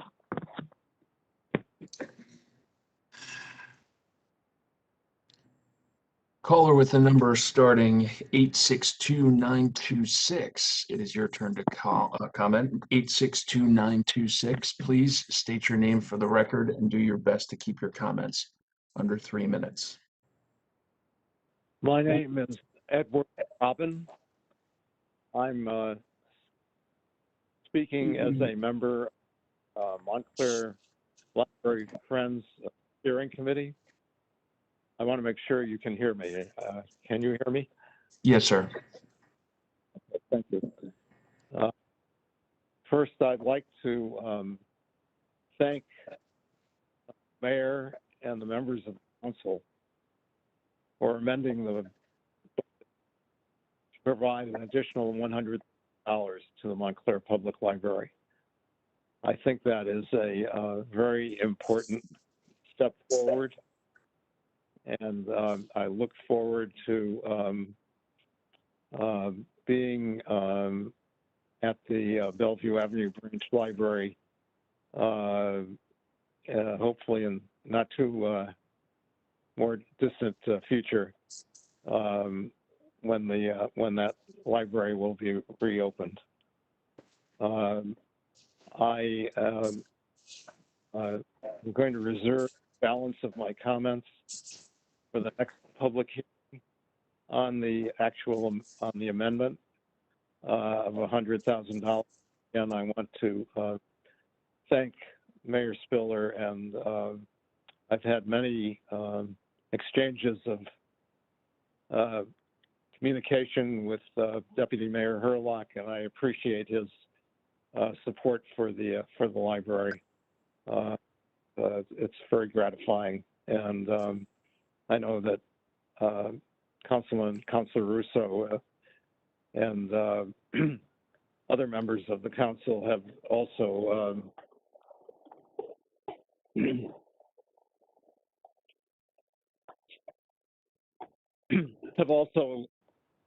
have also been very supportive. Thank you again, and I will have further comments at the next public hearing on the amendment. Thank you again. Thank you, Ed, and thank you for all the work that you and your group have done over the years. It's a pleasure working with you. Thank you. Caller with the number starting 973-509. It is your turn to comment. 973-509, please, for the record, state your name and do your best to keep your comments under 3 minutes. Hi, this is Linda Ariel. Am I heard? Yes, ma'am. Okay. Thank you all for this meeting. This is one of the first times I'm attending a council meeting, and you have been getting a lot of different kinds of feedback. So I want to appreciate your ability to listen to all of us with an open mind. I'm calling in to ask for your support in funding the Gateway or Montclair Gap, which will benefit and reach the seniors in Montclair in helping them remain connected and aware of the supports, activities, and services that our town offers. I've been here 34 years. I am entering the age where I would be eligible for these services, and I'm aware of many of the people in town through the pandemic who weren't as connected or knowledgeable about what we could access during this time, partly because of the lack of internet or technological connection. It's important for our town to recognize the needs of the senior population and its place in our community. Over the past few days, the results of the recent census have been shared and indicate that the older population has grown more numerous while the birth rate continues to decrease. We must realize and recognize that the resources are essential to maintain, support, and reach the older population are necessary. And we want to maintain our Montclair as a vibrant and diverse community, including the older population as well. So I urge you to support the Gateway. Thank you. Thank you. Caller with the number starting 518-369. It is your turn to comment. 518-369, please. For the record, state your name and do your best to keep your comments under 3 minutes. It's Madeline Gale. Hi, I'm Madeline Gale from the 4th Ward. I'm now calling to say I'm pleased to hear that money will be allocated for the Bellevue Avenue Branch Library to reopen. And I truly hope that there's enough money for the South Fullerton branch to be open on the weekends, and more so for the children's 3rd floor to reopen full-time as well. And it seems clear we seem to agree that the libraries are a vital and very important service for our community. So I hope to see this done for this year and continuing on for the future. That's all, and have a good night. Thank you. Caller with the number starting 917-532. 917-532. It is your turn to comment. Please do your best to keep your comments under 3 minutes and state your name for the record. Hi, my name is Jill Kloiber. I live in the 2nd Ward on Clinton Avenue. Tonight I'm calling in regarding the skate park. First and foremost, thank you very much for the temporary skate park space. It's been an incredible blessing to young children, boys, girls, teenagers, and adults. And it's just been an incredible addition to Montclair overall. Regarding skate park hours and the recent cutback in hours, please table the ordinance for further discussion. I feel like the park hours should be similar to the rest of the parks at Montclair, from 8 a.m. to sundown. The park hours being cut short is a safety issue. The main purpose of a temporary park is to have a safe place for kids to skateboard away from vehicle traffic. When the skate park is locked during daylight hours, the kids are back in the streets skateboarding. So this should be a major concern for all of us. Skateboarding should not be discriminated against in basketball or tennis at Rand Park. The hours and accessibility should be equal to tennis, basketball, and skateboarding at Rand Park. The kids are locked out of school and cooped up in their houses, lacking the healthy social interaction they desperately need right now. Now they are locked out of their skate park right after dinner. Parents want kids to be outside after dinner during the daylight, which for many families ends near 7 p.m. You can go by the courts, around 6, 7 o'clock at night, and you'll also see adults who have finished working for the day and who are going there to skateboard.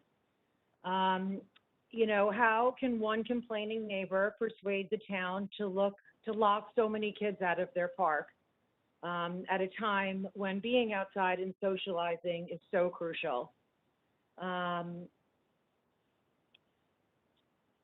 The next thing that I wanted to ask is for the town council to vote to commit to a permanent skate park in Montclair. The time is right and the time is now. This group, Skate Essex, and the high school groups, Boardroom Skate and the Skate Club, have done such great work with Councilman Russo, Schlager, Yakupellis, and the mayor. And we really hope that we can get a vote to commit to a permanent skate park in Montclair soon. Thank you.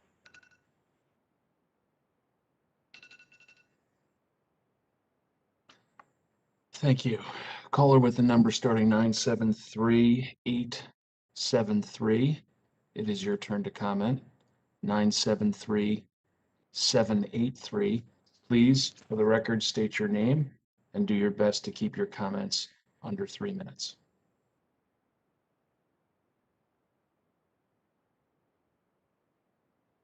Caller 973-873. My name is Francesca Elms. I've been a resident of the 1st Ward for almost 30 years. Can you hear me? Yes, ma'am. Okay, there is a time lag, so it's a little disconcerting.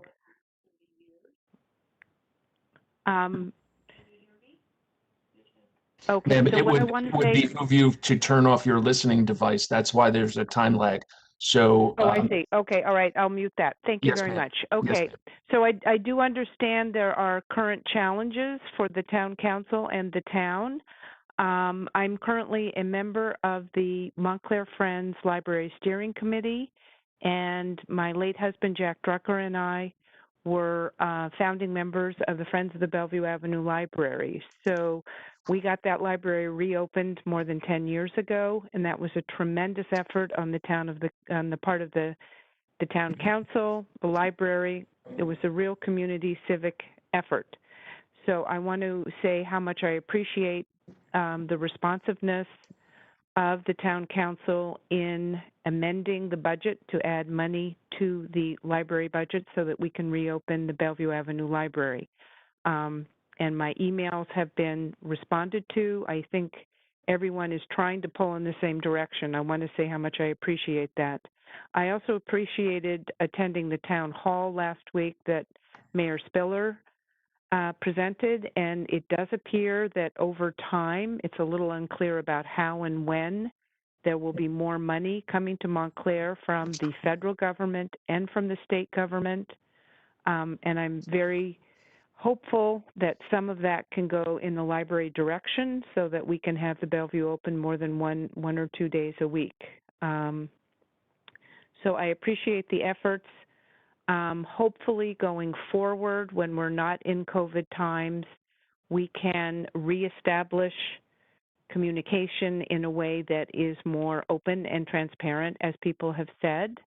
I do understand that it does help to work together from my prior experience with the getting the Bellevue Avenue Library open quite a long time ago, and I'm looking forward to continuing to work together to make this town as effective and open and available, the library services and so many other things, to all of our citizens. So I appreciate your efforts and thank you very much. Thank you. Caller with the number starting 973-330. It is your turn to comment. 973-330. Please, for the record, state your name and do your best to keep your comments under 3 minutes. Good evening. This is Frank Rabacki. First, I'd like to understand where public comment, the general public comment, will fall within the agenda tonight. Hopefully, it will be before the reading of the ordinances. And then I'll let you address that at the end here. First, I really want to show my appreciation and kudos to. Hello? We can hear you, Mr. Rabacki. Okay, I'm sorry. I just want to show my appreciation and thanks to not only you, Mr. Stafford, your team and department heads, and what you've been able to accomplish in a very difficult year with the budget. I truly believe, I agree with everything about it, but I know there were a lot of, it was a lot of the best of the worst choices. And so I just want to let you know what a great job. I'm appreciative of the council and all the extra time that they put in to the budget, and I appreciate them. And I also appreciate Mr. Beneke as the consultant and any other consultants who have contributed, because I think, we've had some good help here, and thank you. What I want to touch on briefly is 57 Park Street purchase. According to the budget, it seems like we've come in under budget about $179,000. So I'd like to understand better how that will get reconciled and when down the road. What does that mean as far as coming in under budget versus what was authorized? The other thing I have a concern about is the cable franchise fees and kind of like a bell curve performance over the last 10 years. We were going up at a nice steady rate, and we're coming down at twice the rate we went up. And I'm assuming that's because of the way it's structured and people are moving away from the traditional cable. But should we be starting to write that off as a reliable income source? The other thing was pilots. I noticed the MC Hotel has kicked in with about $630,000 of pilot money anticipated for this year. I was wondering, are we to see that flatten out, or is that going to continue to rise for a year or two? What's your anticipated increase, say, in 2022? Also, Seymour's coming online, and I don't expect much is going to be this year, but there was no line item for it, and is it going to be a line item in the 2022 budget? As far as the library, yes, I support the library. I think the main branch is great. I disagree about the Bellevue branch. I think it's time to reimagine what that should be. And I would hope that there would be a conversation beyond the board and the foundation to see what other alternatives are out there. Thank you very much. Thank you for all those comments, and just want to note that you asked about the ordinances. Each of the ordinances that we have pending will have their own hearing. So I'll open and close each of those as a hearing specifically. And certainly, after that, we will again have general public comment. But I did note, because of the challenges of technology, as has been noted by many already, I noted that we would be, listening to anyone who's offering general public comment, which many have, even during this phase on the hearing of the budget, just so people don't have to try and get out, come back in, et cetera. So we've been hearing both. To your question, each ordinance will have its own hearing. Then we'll technically again open up for general public comment, but we're certainly getting public comment now as well. So thank you.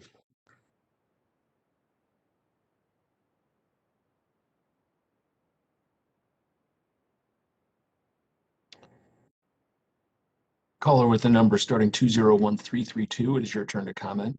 207332. 207332. Please state your name for the record, and please do us the service of keeping your comments under 3 minutes.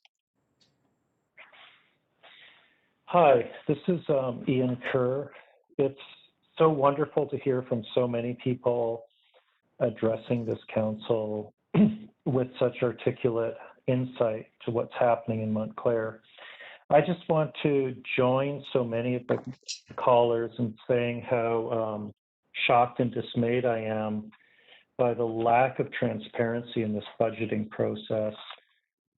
That it might follow the letter of the law, but not the spirit. It's not transparent. It's not a dialogue. It's opaque. And adding small details as we go along about the $500,000 of other does not constitute being actually transparent. It's a refusal of our genuine participation as citizens of Montclair. So that's the first thing I want to join in saying. The second thing is that it's shocking and absurd to have $16.4 million for policing. If policing is about community safety, we know from study after study, we know from the work of Eleanor Ostrom and her Nobel Prize-winning work, that increasing policing actually systemically leads to the lack of safety. More police does not equal more safety. It's in fact less policing that does that. It's not about whether officers are good or bad or any individual or being for policing. It's just looking at these questions structurally and looking at the actual data. We in America are radically over-policed, and we in Montclair are radically over-policed in relation to adjoining communities and what it would be ideal for actual safety. And I think as we see from the library, the skateboard, the quality of living with the elderly, people are asking for pittance and compared with the $16.4 million budget for policing that's making us less safe. $100,000 extra for the library, we could do so much better, and we can. I think to the question of transparency, democracy, if Burlington can do it, and they've done it for so long, we can. we can look at best practices. They exist. They exist in more than one town. They exist in multiple towns. We have people calling in about conflict of interest. This is like not ideal.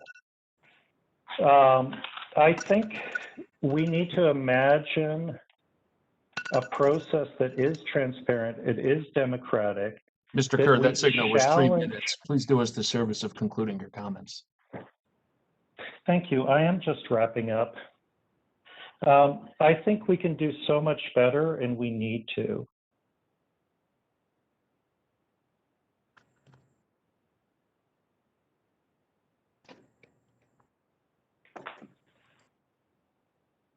Are you through, Mr. Kerr?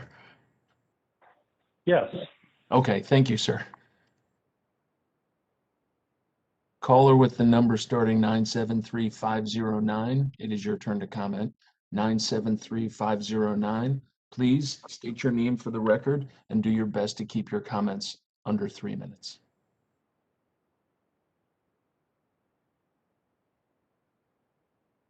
(973-509). Good evening. My name is Marilyn Graham. I'm a 32-year resident of Montclair and a senior citizen.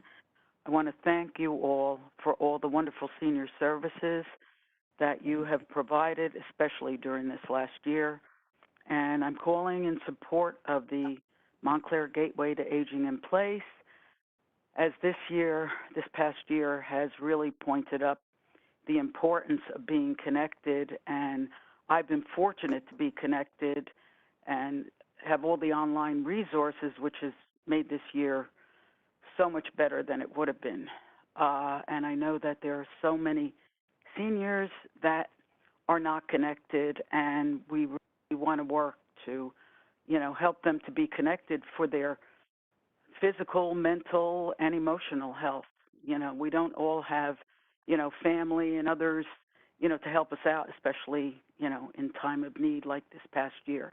So I thank you for all your support and hope you will support this project. Thank you. Have a good evening. Thank you. Caller with the number starting 973744. It is your turn to comment.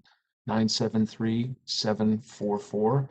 Please, for the record, state your name and do your best to keep your comments under 3 minutes. Hello, my name is Lou Mealy, and I want to also speak in support of the Gateway or Montclair Gap.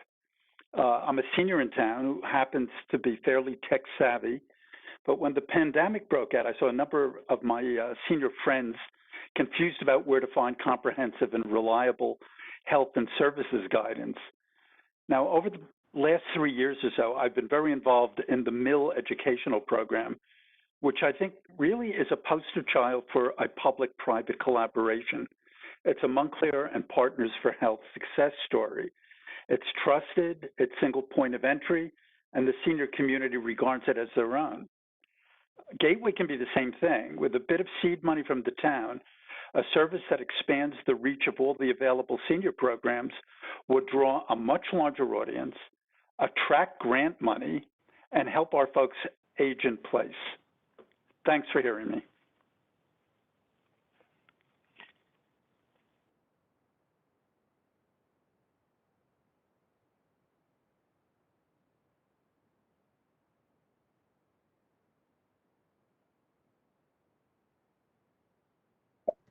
Mr. Stafford, hate to do it, but you're muted.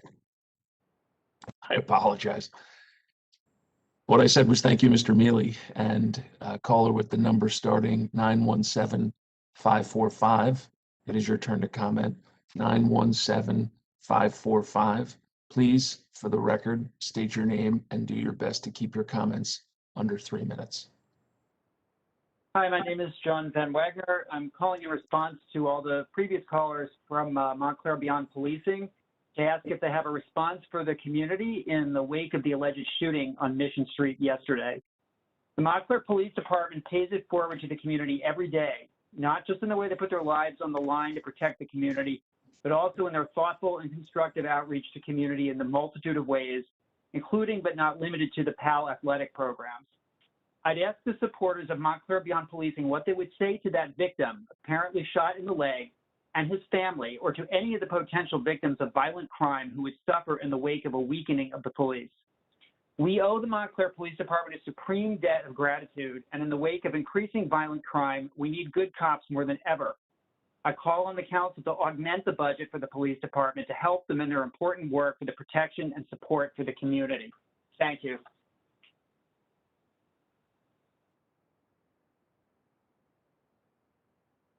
Thank you. Caller with the number starting 201655. It is your turn to comment.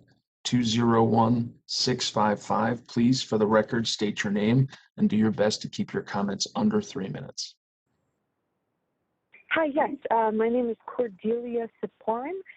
First, I wanted to express my appreciation to the council for increasing the library budget. That's really the main thing that I am calling about. I am the president of the Friends of the Bellevue Avenue Library, and obviously, you know, we want the Bellevue Avenue Library to reopen. I am, again, thankful for the increase of budget. I would like to pressure it to be a bit more, however, because, you know, not just is it that the Bellevue, you know, remains closed, you know, for the first time again in like 10 years, not just because of the pandemic, but because of a lack of funding for the library to, you know, give it COVID-safe, you know, measures like plexiglass shields, but also the main library remains largely closed. Only the first floor is open, and I really, you know, think that the libraries are a crucial way for Montclair to emerge out of this pandemic hole.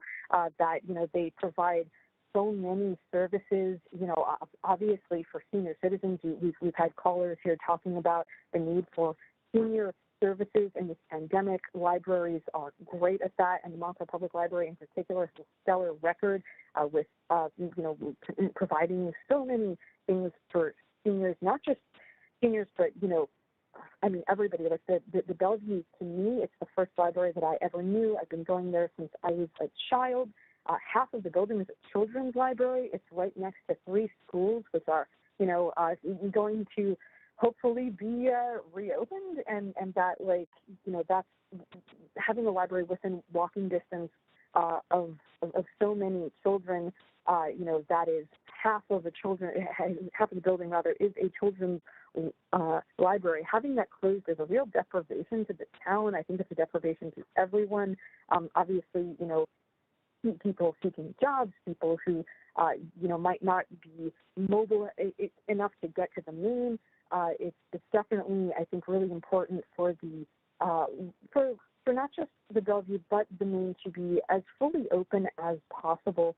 You know, and I definitely, again, appreciate the funding being added, but I would like to see a little bit more.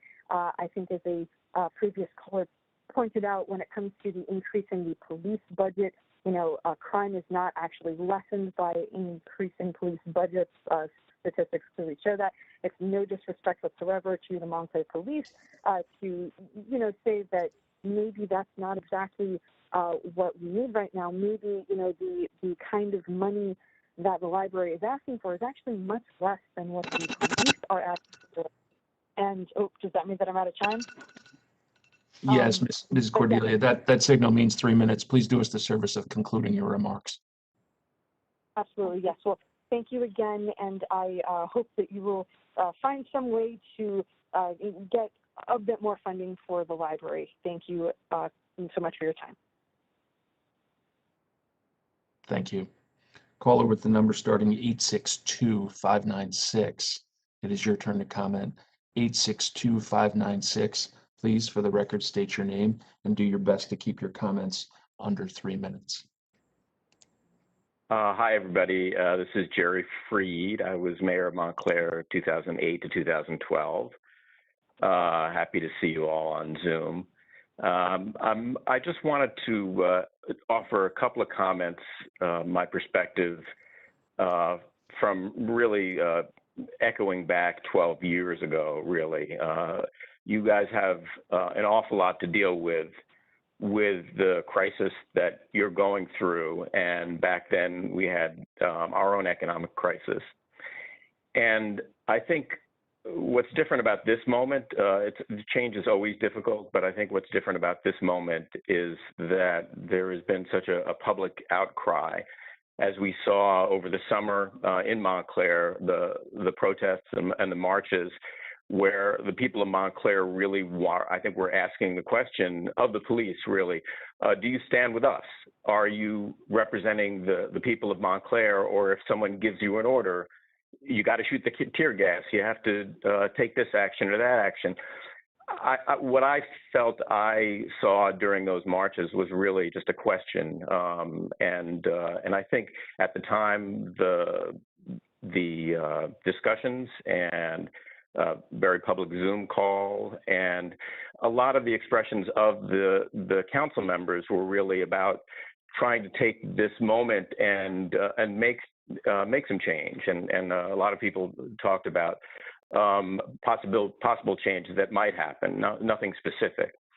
So 6 months later, coming back to that question, the question was asked again, so what's changed? And I think that's really the question that I think you all should examine. It's like, what has changed in your process? If you stood in support of those marches, what's changed in this budget process? And I guess the last thing that I would ask, and I appreciate all the people who called in with all the concerns, particularly Senior Citizens Advisory Group members and library board supporters and friends of the library. The public involvement is so important, and I think that right now, I think what I'm hearing from the public and what I experienced over the summer was a need to get more information. And I don't think anyone's saying, like, let's abolish the police, let's start over. But I know there's a lot of different philosophies of doing public safety involving mental health professionals, trainings in areas of racism, undoing racism. And there's just a lot of different approaches. And I think the opportunity is with the university we have here, with Rutgers, Newark, and New Brunswick. We have incredible, talented, skilled professors who are studying this issue. And I think what Mr. Dickerson proposed, the idea of a study makes a lot of sense, and it wouldn't take much money. You also could just appoint a committee with township residents and do it without any funding at all, and just say, let's get the best minds in Montclair to look at this, get best practices from around the country and around the world, and see how municipalities have found ways. Sir, that signal was the 3-minute mark. More Please do us the service of concluding your remarks.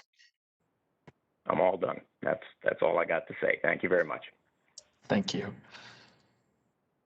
Caller with the number starting 201543. It is your turn to comment. 201543. Please, for the record, state your name and do your best to keep your comments under 3 minutes. Yes, my name is Ann Lapel. I'm a citizen of Montclair for over 40 years. I am currently an officer in the Montclair Gateway to Aging in Place. I want to echo what one of your callers said. What creates harm in a society is ignoring the needs of a population that warrants attention. It is ageist to continually minimize attention to over 7,000 citizens who are over the age of 55 in Montclair. There are more seniors in Montclair than there are children in the public schools. I hear numbers in the millions for the police, for the schools, and for the fire department. And all we have in the budget for seniors is less than $500,000. The population is growing, the needs are growing, and with luck, all of you will also become seniors at some point in time. The seniors in this town, I don't have to remind you, have not had the senior center of bricks and mortar that they thought they were getting. The fact that they didn't get it destroyed trust for many. The township has an opportunity to work with the Gateway to actually improve the trust that was damaged. We are offering you a way towards creating a virtual senior center. It is not the same as bricks and mortar. It's more realistic given the budgetary constraints that we are currently living under. And you've heard many speakers today say that what gets done in this town gets done through a collaboration between the township and community groups. We cannot lose the opportunity to engage the Gateway volunteers with the town to build a better and stronger community.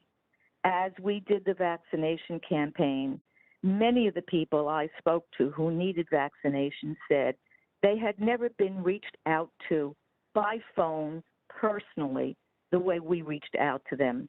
Let's build on that trust and not ignore what the Gateway has done in 4 months. Surely you can find a few dollars in the budget to help foster those relationships and get us to a place where all the senior citizens in Montclair feel counted and wanted. Please keep this in mind as you make decisions about the budget going forward. And thank you for your service. Mayor, can I make a quick comment, please? Please do. Thank you. So I know a lot of callers have been calling in about this, and I appreciate that Ann just clarified some of what is being asked. What I would just recommend is, this is something that I don't even know if all of us have seen, but that we only received last week.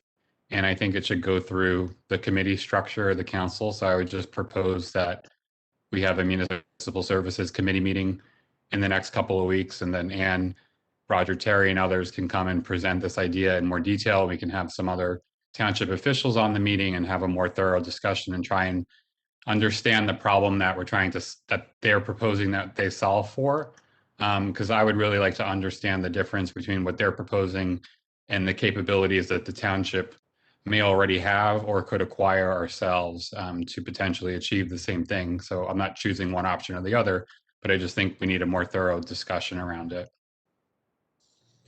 Councilman, yes, absolutely. We've got that committee process, and as you noted, the time for which we became alerted to this. So I think I doubt you're going to hear any objection from colleagues on that. So yes, thank you.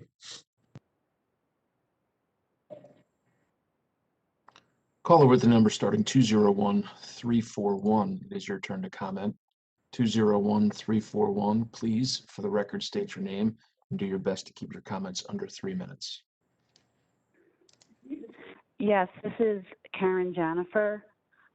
I live on Forest Street. I've lived in Montclair for over 30 years, and Rand Park is directly behind my house. And I want to urge the town council to please keep the new hours and continue to enforce them. Reducing the hours and enforcing those hours was only a temporary fix that was offered to the residents as some relief. The issue is not skateboarding or thinking that there should be a skateboard park for citizens, but it's the noise that is being generated by this particular skate park. Hearing skateboarding after 7 or 8 o'clock at night, let alone at midnight, is completely unbearable and can wake you up from a deep sleep. I mean, we feel there should be a skate park, but it shouldn't be in a residential area. It doesn't just affect me, it affects my neighbors, Fullerton, Forest, Chestnut. The issue is the noise, and that should be remedied by the town. Parks in town that remain open and unlocked are not generating the disturbing noise that's being generated by this skate park. This temporary park creates very unsettling and uncomfortable noise that could be compared to a construction site. I understand that many have signed a petition to have a skate park in Montclair, and I agree that a skate park would be a great addition to this town. However, I think that those same residents in addition to many others, would also sign a petition that states, let's have a skate park, but not next to my home. Paul King, president of Skate Essex, told me that he removed ramps from his driveway and would not allow skateboarding at his home after his neighbors complained about just that bit of noise from a few skateboarders. While many are sympathetic and agree the noise is uncomfortable, they are unwilling to give the same respect to the Rand Park neighbors. Another skater that was at the park after hours recently indicated to me that he couldn't skate in front of his home because he didn't want to upset his neighbors who've complained about the noise. The sound coming from the skate park seems to be what is described in the nuisance noise ordinance of Montclair. Allowing this type of noise in such close proximity to homes seems completely unfair. Allowing it 7 days a week, 12 hours a day seems beyond unfair, and not enforcing it so that it can continue past stated park hours is completely unacceptable.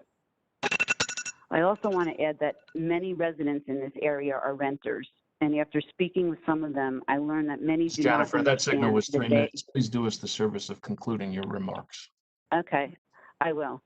I just want to say about the residents in this area that many of them are renters, and after speaking with them, they really didn't understand that they are entitled to even call in to speak to the council people, and that they're entitled to the same quiet enjoyment as the owners of million-dollar mansions in this town.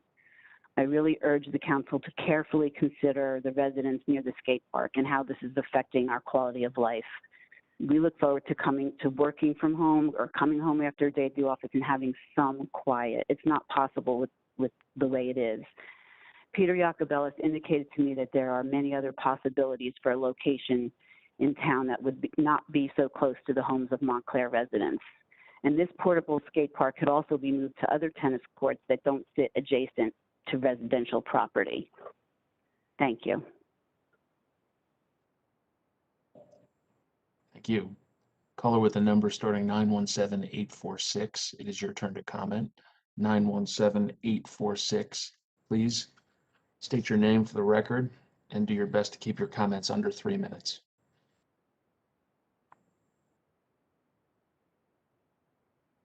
(917-846). Caller with the number starting 973-632. It is now your turn to comment. 973-632. Irina Please, for the Goldstein. record. Yes, this is Irina Goldstein. I had hung up before, and then I saw that there were follow-up questions. I Well, just Ms. want to Goldstein, clarify what I two think things. is going to happen, and Mayor, I defer to you, is that we should probably go to the rest of the callers before other folks get a second shot. Do you agree? Yeah, absolutely. It's, and technically there's not another shot, but yes, we're fine with that. But I certainly yeah. defer to you, of course. Yep. No, absolutely. Let's go through so everyone has a chance to speak. That's, of course, protocol. Yeah. Thank you. So then caller with the number starting 973-449. 973-449. It is your turn to comment. Please state your name for the record and do your best to keep your comments under 3 minutes. Hi, good evening. Can you hear me? Yes, ma'am. Okay, this is Joanne Smalls. I'm with Greener Montclair. Thank you. I want to thank all the councilmen and women and our mayor. Thank you for the great job that you're all doing. I really appreciate it.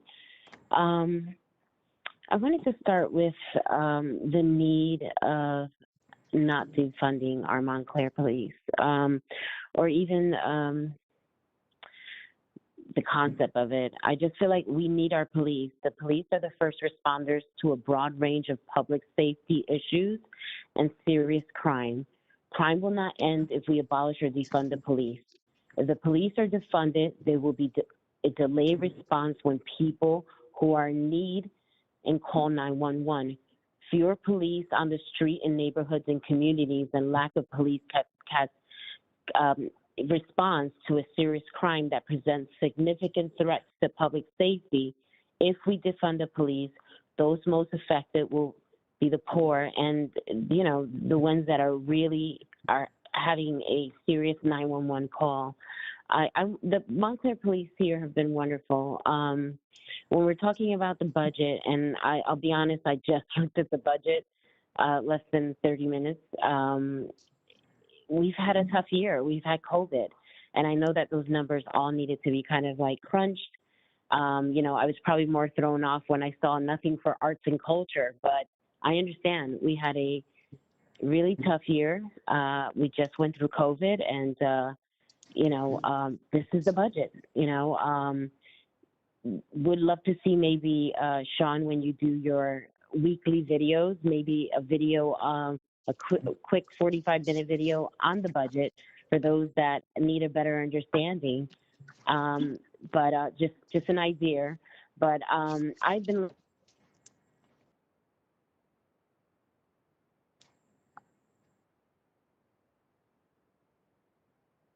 Ms. Smalls, are you still there?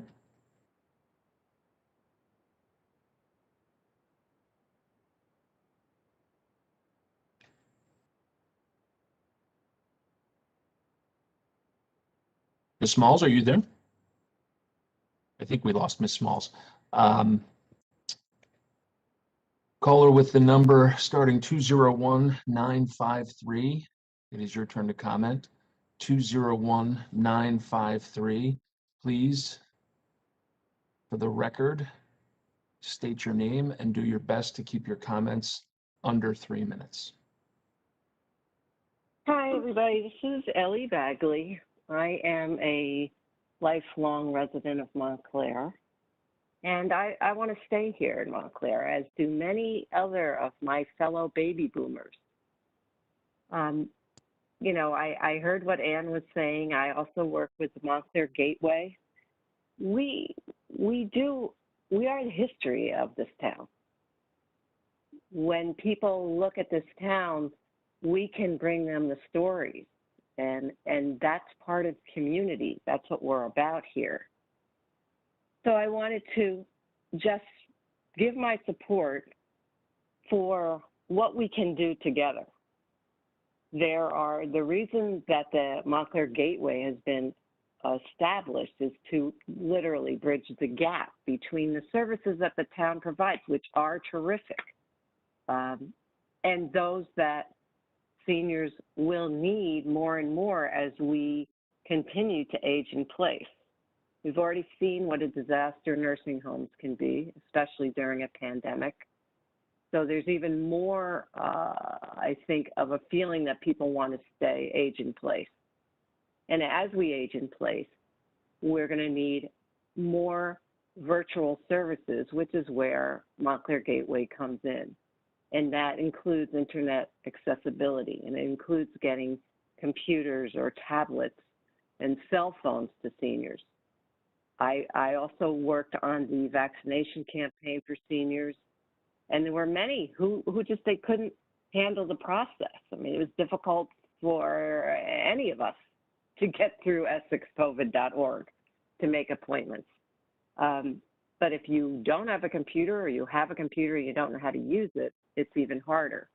And I think that's, you know, the future of where healthcare is going. Telemedicine is going to be really important. It's not going to go away. So I'm hoping that we can sit down, as Peter said, and have an opportunity to explain what we're about and work together to make this a place where we can age in place. Thanks. Thank you. Caller with the number starting 917207.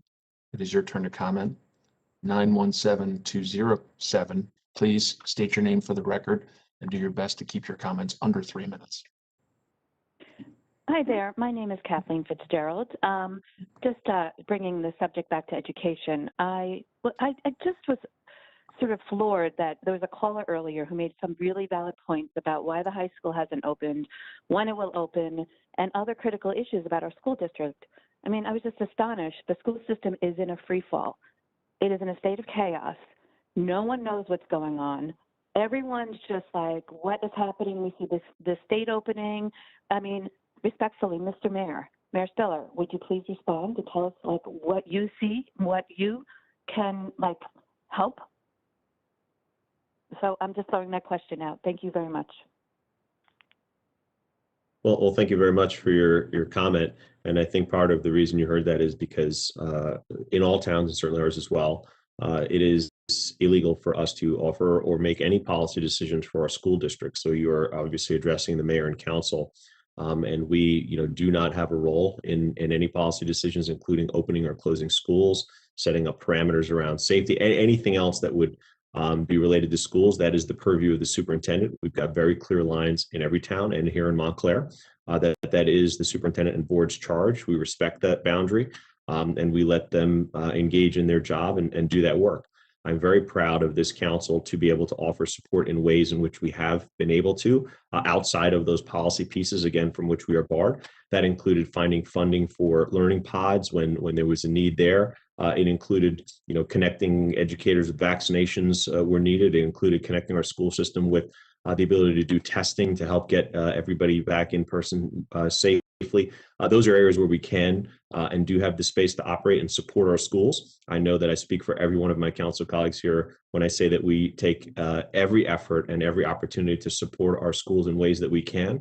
But I also have never heard a colleague, nor have anyone heard me, overstepping that bounds to dictate policy to the school district. So in that dynamic, we all want to see our students, our staff, everybody back safely in person for instruction as soon as they are able to do that. And again, we encourage the superintendent and all the educational stakeholders to continue to work together to make sure that it happens as soon as possible. So I think that's the reason why you hear that, and I think we've been all been pretty consistent in our message throughout because of the parameters under the law that exist and the separation that exists in terms of the decision making. So again, for what we are able to determine in policy pieces and budget decisions, you've heard some of the actions, and there are many more that we've taken to support our schools, certainly, but we will not be engaging in any policy decisions for the school district. Thank you. Caller with the number starting 973-820. It is your turn to comment. 973-820, please. For the record, state your name and do your best to keep your comments under 3 minutes. Hi, it's Tony Martin with the Tenants Organization of Montclair. So much of what we heard tonight was really good to hear. The increased allocation for the library in the proposed budget, for example. The library is an essential, vital part of our community. We at TOOM, of course, are all about community, trying to keep our diverse community together. It hurt a little bit to hear that as a result of the legal thwarting of the rent control ordinance that you adopted so far, we didn't get an allocation for our rent control stabilization board in this fiscal budget.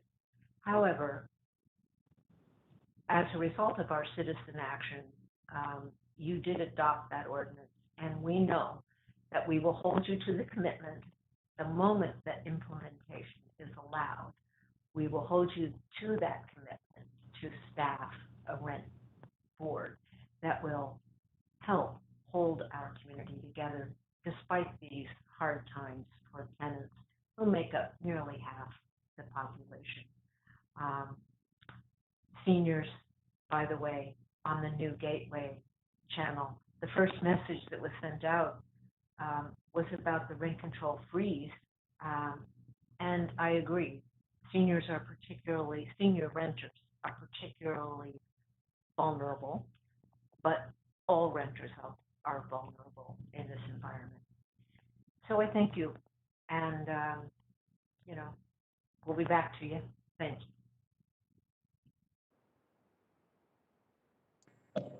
Thank you. Caller with the number starting 917-392. It is your turn to comment. 917-392.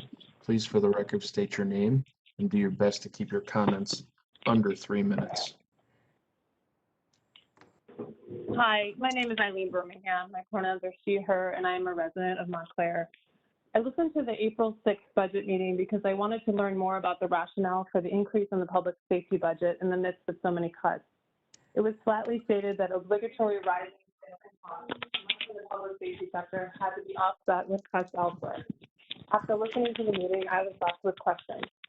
I know that people have spoken about policing, and I also have specific questions as to staffing in the police department increased by 5 FTE personnel between 2016 and 2020, yet police overtime remains at $1 million or more each year. What is the rationale for this persistent overtime cost? Regarding the fire department, there are some additional questions that I have, and I would be interested to learn more. For example, both Montclair and Bloomfield have excellent ISO Class 2 ratings for their fire departments. Bloomfield, population 47,000, does this with 3 firehouses and 72 career firefighters. Why does Montclair need 85 plus firefighters? Maplewood and South Orange are consolidating their departments. Their target is for 70 firefighters in 3 firehouses serving both towns in accordance with NFPA guidance for staffing. This leaves me again with questions of why Montclair needs 85 plus firefighters in their 3 houses. There may be a reason for this, but for me, it is not clear. At the budget meeting, it was stated that the firefighters responded to 1,668 incidents in 2020. This averages to 4.5 incidents per day. What are the nature of these incidents? Statistically, for most fire departments, only a small percentage of responses are fires, typically less than 10%. How does Montclair compare in this regard? What are the nature of the responses and where are they? How many go to Glen Ridge? How many to other communities through the county mutual aid agreement? These are things that would be helpful to know. While the rate of fires and deaths from fires has decreased dramatically throughout New Jersey in the past 30 years in all kinds of fire departments, Montclair Fire Department staffing has remained essentially the same. Montclair has an excellent fire department, but perhaps as firefighters retire, we should consider what is the incremental cost of replacing the staffing compared to added expected benefit. At some point, there are diminishing returns for this cost. I know it is difficult to have these conversations, but deaths associated with mental illness and drug addiction, for example, occur at far higher rates in New Jersey right now. We are clearly hearing that resources are both limited and finite in our town, and we should try to understand the opportunity costs and trade-offs being made. Finally, and this is a discussion for another time, I hope that if the fire services agreement with Glen Ridge is continued, it could be a contract that is more mutually beneficial for both parties. Covering Glen Ridge is not a cost-neutral proposition, and it has been well established that this arrangement saves Glen Ridge millions of dollars each year, while Montclair benefits far less. I'm almost finished. I am not asking these questions out of disrespect for anyone, but as I look at the numbers, I do not see how the current situation is sustainable. Costs in this sector will continue to rise, and significant offsets will always be needed. But I am not an expert, Ms. and I am Birmingham, interested that in learning signal is more. 3 minutes. Please do us the service of concluding your remarks. Yes, thank you so much. It would be helpful to see a budget with specific numbers with projections over time, together with rationale for current staffing levels. Other communities have done operational analyses of their public safety sectors. Perhaps we should consider to do this too. It is important for residents of Montclair to better understand such a substantial part of our municipal budget. Thank you for your time and service. The mayor and manager, can I just respond on the Glen Ridge contract for a second so that the caller can understand that for over 25 years, we've had a contract which saved, yes, Glen Ridge saves money, but we gained a tremendous amount of revenue. And we've been providing a service that's a model for the whole state. If more towns would do interlocal agreements like our Glen Ridge Montclair contract for fire services, a lot of people would save tax money. But we are a model for the rest of the state, and it is a revenue raising arrangement. It is a positive arrangement. It's called interlocal regional services. I'd like to see it extended. We tried years ago, maybe extended to police, to school superintendents. All these ideas have been broached, but at least in this case, been a very successful contract, which I know the manager and the mayor and the town attorney are going to start dealing with negotiations in the future to renew it. We don't want to lose that contract, and I think it's benefited both towns. It's a win-win for Montclair and Glen Ridge. Thank you, Mayor. Caller with the number starting 716-510. It is your turn to comment. 716-510, please, for the record, state your name and do your best to keep your comments under 3 minutes. Good evening, everyone. My name is Aaliyah Agostini Livingstone. I'm a resident of the 3rd Ward and the chair of the Montclair Parks and Recreation and Cultural Affairs Advisory Committee. Today, I'm calling on behalf of the committee to thank the township for its engagement in our Earth Day installation of the Parks Appreciation Weekend, which we conducted in collaboration with the Northeast Earth Coalition's Earth Day Celebration Week. We were joined by over 400 volunteers of all ages at more than 15 sites across all 4 wards to clean up our beautiful township parks and green spaces. And our incredible site coordinators were members of all members of the committee or affiliates of the committee representing local nonprofit organizations. We're especially thankful for the engagement of our township counselors, including our council liaison, Councilor Peter Yacobellis, Councilor David Cummings, who led Nishwane's cleanup, and Councilors Price Abrams, Russo, and Schlager, who rolled up their sleeves and contributed to the efforts at various sites around town. We're also grateful to Steve Wood, Abby Harris, the Department of Community Services, Michelle Camerata from the Department of Cultural Affairs and Recreation, and the Montclair Fire Department for their assistance and their support. For those who are not aware of the Parks, Recreation, and Cultural Advisory Committee, we are a dedicated committee of volunteers who operate to the service of the township with no budget to liaise with the Departments of Community Services and Recreation and Cultural Affairs to help advise and advocate regarding matters largely related to the Parks, Recreation, and Cultural Affairs matters run by the township. Our volunteers are all active members of not just the PRCA, but long-standing leaders and advocates of local citizen parks user groups, several township organizations, including the NAACP, Montclair Mutual Aid, Montclair Skate Club, Northeast Earth Coalition, May and Montclair, Make Music Day, and many, many more.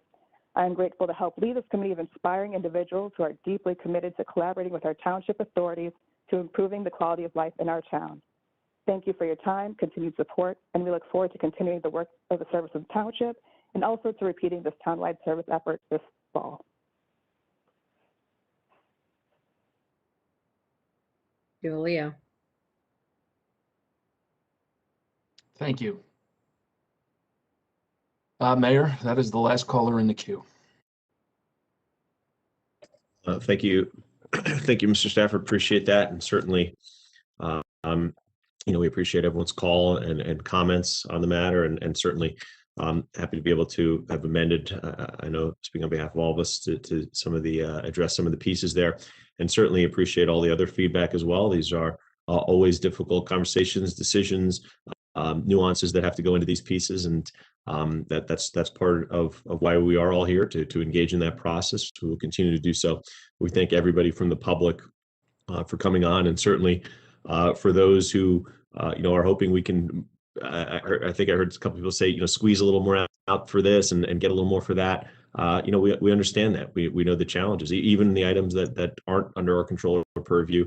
We get it. People are frustrated, whether that be when you're talking about your kids or other pieces. It's a challenge. It's a pandemic. It's difficult times. We understand the frustration and where everything is at. And we understand here, as difficult as it gets sometimes, that we have to remain focused on the fact that that virus is the enemy. We are not. Each other as neighbors are not. We are all part of this community and working towards what we all think is at best based on input we receive and the opinions that are heard and shared and so forth. So I thank everybody for participating in that process tonight. Thank all of my colleagues for doing so as well.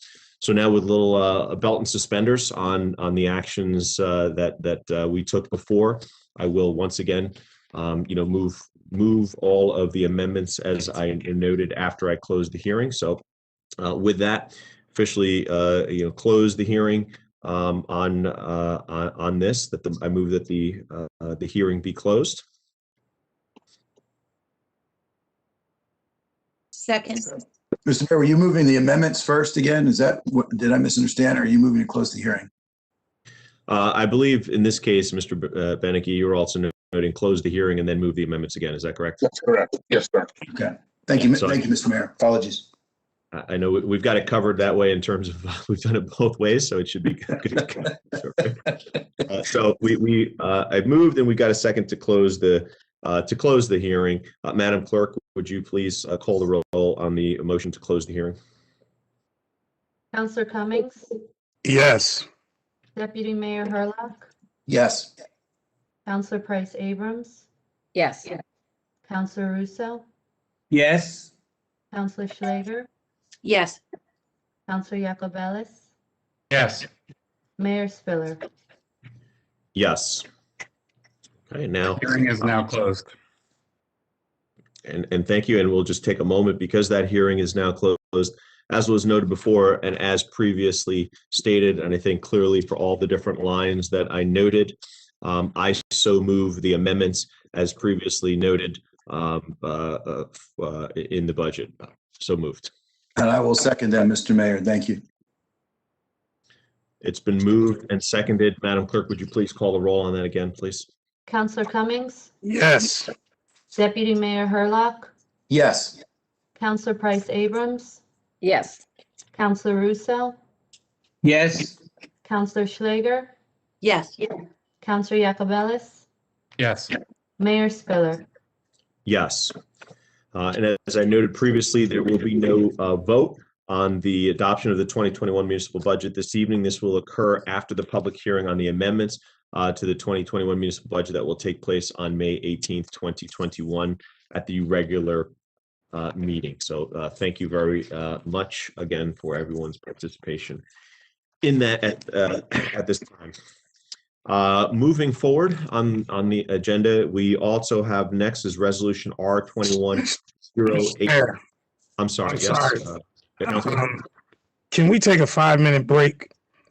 Because the 2.5 hours I've been sitting here, I just kind of I need a break. Yeah, it's a fair point. Absolutely. Let's take a quick moment, refill the coffees, do whatever else we got to do, and we will come back. I'm seeing 27 now. I'll see everybody at 35. Does that work?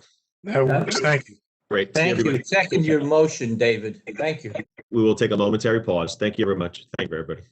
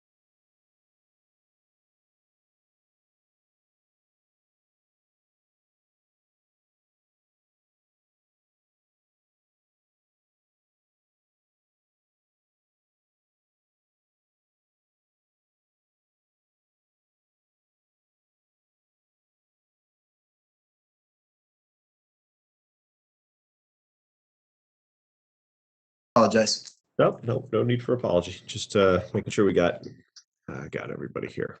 Okay. So I will now continue. Good call on that quick break. Thank you for everybody for bearing with us. Next, we will have the public hearing on the Montclair Center bid budget. That's resolution R-21-084, which is a resolution to read Montclair Center bid budget by title and open the hearing. So this is the budget of the Montclair Center Corporation Business Improvement District, known as the BID, of the Township of Montclair, County of Essex, for fiscal year 2021. I have a resolution regarding the reading of the bid budget by title only, and the clerk will read the resolution. Madam Clerk. Whereas NJSA 40:56-84, as amended, provides that the budget of special improvement districts shall be read in full at the public hearing, or that it may be read by title only if, at least 1 week prior to the date of the hearing and at the hearing, a complete copy of the approved budget shall be made available for public inspection and is made available to each person requesting same during said week and during the public hearing. Now therefore be it resolved by the Mayor and Council of the Township of Montclair that it is hereby declared that the conditions of NJSA 40:56-84, as amended set forth in subsections 1A and 1B, have been met, and therefore the bid budget for 2021 shall be read by title only. I certify that those requirements have been met.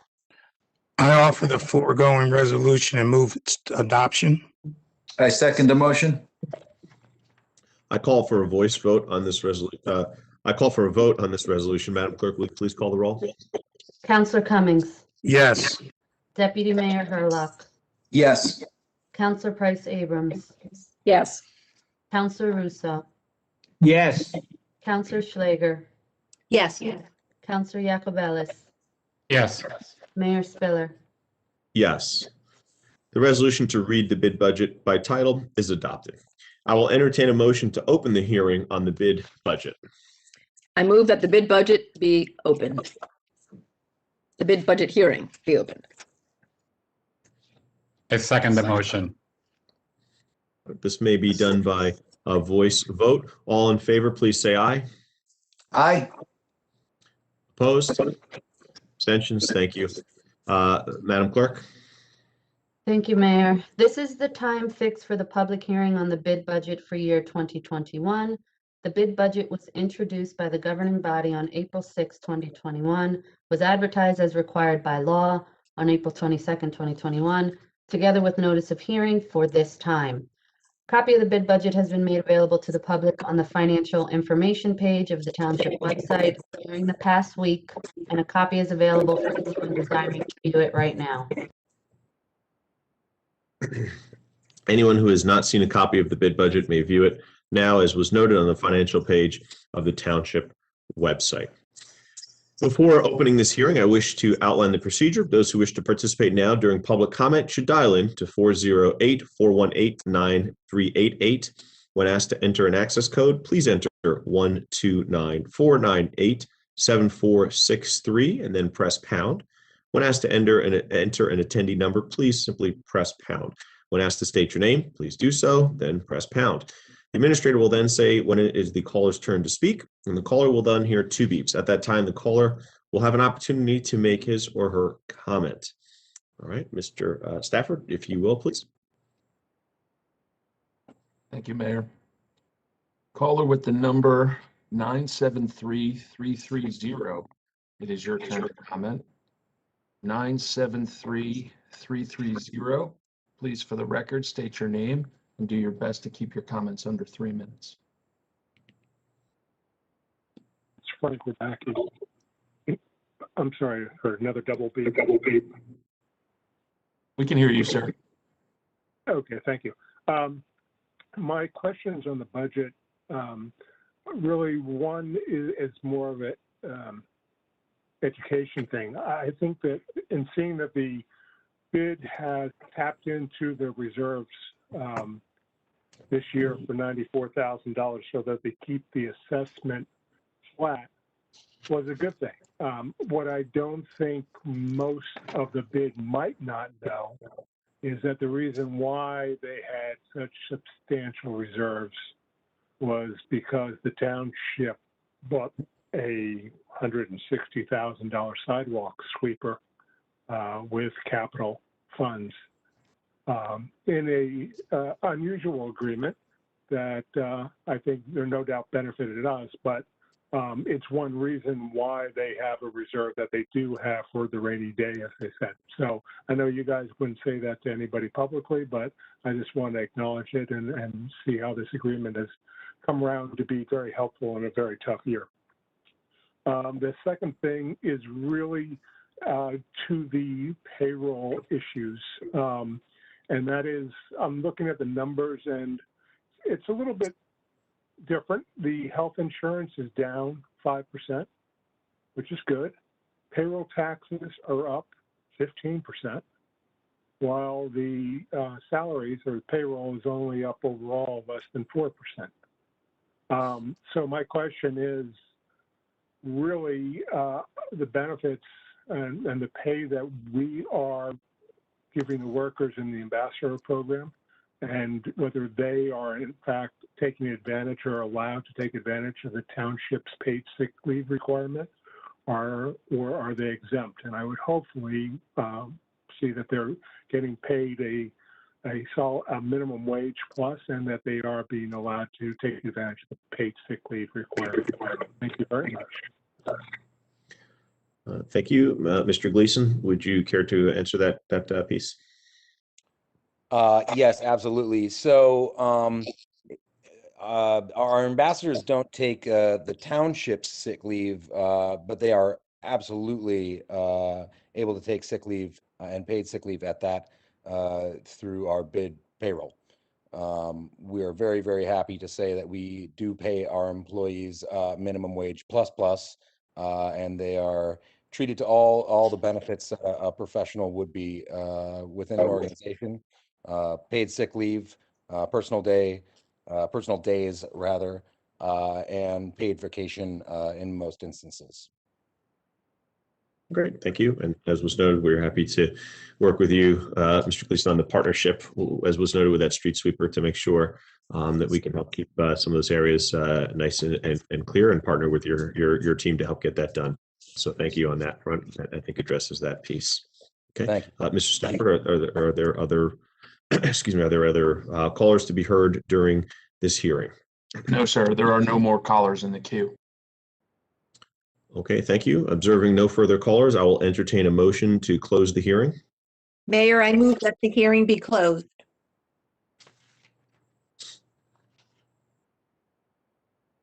I second the motion. Thank you. Madam Clerk, please call the roll on the motion to close the hearing.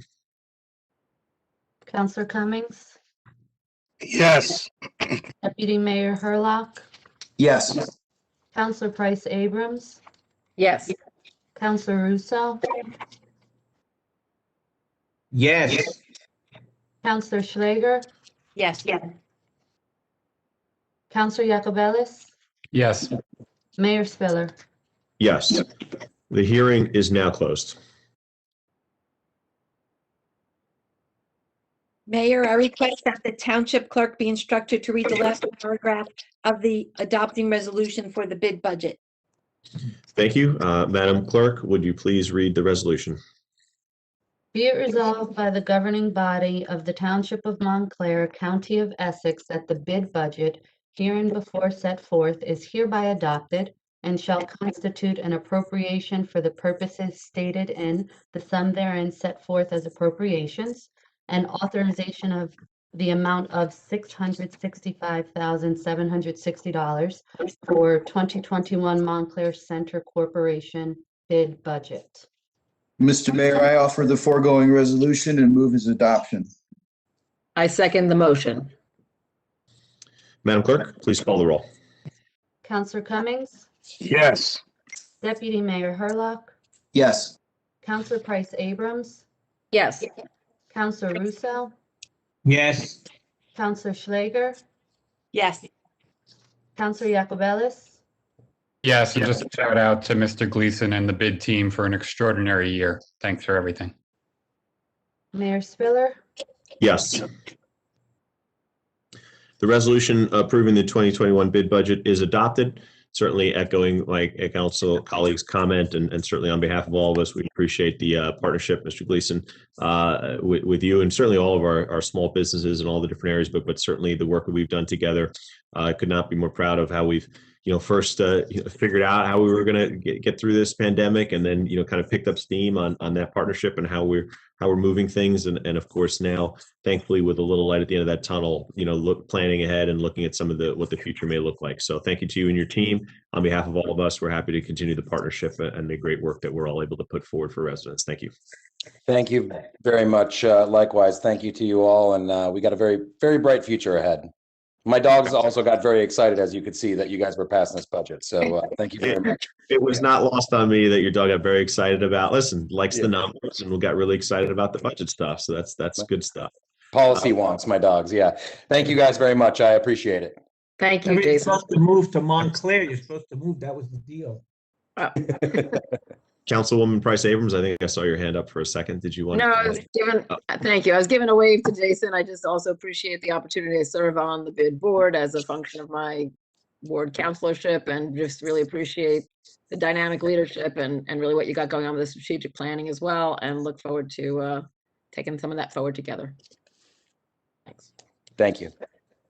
Thanks, Jason. Appreciate it. Okay, next we have a number of pending ordinances for second reading.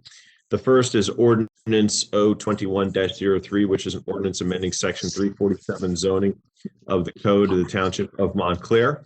I'm going to open the public hearing without objection. Is there objection? Seeing none, I will open the hearing. Mr. Stafford, is there anyone who wishes to be heard in relation to the proposed ordinance? No, sir. There is no one in the queue. Mayor, I spoke too soon. There is one person in the queue. Hold the phone, please. Hold the computer. Sure. Yeah, you bet. I think it's Mr. Rubacki. Is that you, Mr. Rubacki? Yes, it is. Hopefully for the last time tonight. Well, it's nice to hear you. I'm just going to ask that you state your name for the record, although I said your name, and do your best to keep your comments under 3 minutes, sir.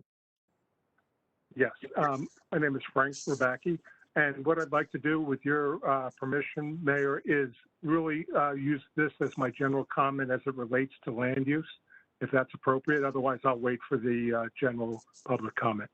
No, absolutely. Please feel free to do so now. That's great. Okay, I'm gonna. It's a 3-minute thing, and I'm going to talk fast to make it fit. Okay. So last Monday, the planning board had a hearing on a single application. It was a hearing for a 2,900 square foot addition to a restaurant bar on a prime lot downtown Montclair. The council members that sit on the planning board know the application was unanimously approved, and I'm taking issue with that approval. I became increasingly wary during the hearing that the exhibits in the sworn testimony indicated inconsistencies in the facts presented. I was also concerned how the existing seasonal outdoor eating and drinking patio space was being grandfathered into a 2-story building addition. I watched conclusions based on what I would describe as a unique reading and conflation of various ordinances. The result I saw was a board granting a variance from an undetermined number of required parking spaces. The addition's novel glass design kind of reminds me of the Orange Deck's lift and slide system, but I was really predisposed, as apparently the planning board was, to be supportive of this business and its application. I called in and sought clarifying testimony from the applicant and his experts. I also challenged the board on the proper application of the ordinance. I was not satisfied.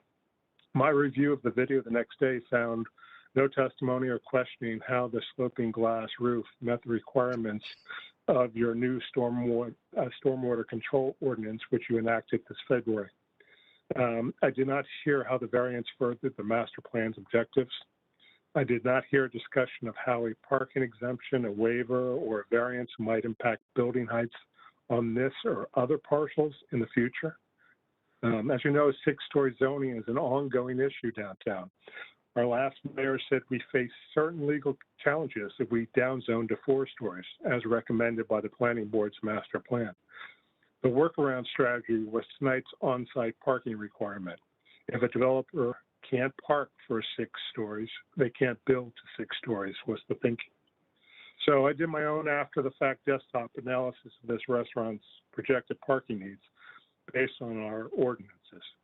My figures showed the original 2018 need of 45 parking spaces was essentially unchanged from the parking need of the previous retail use.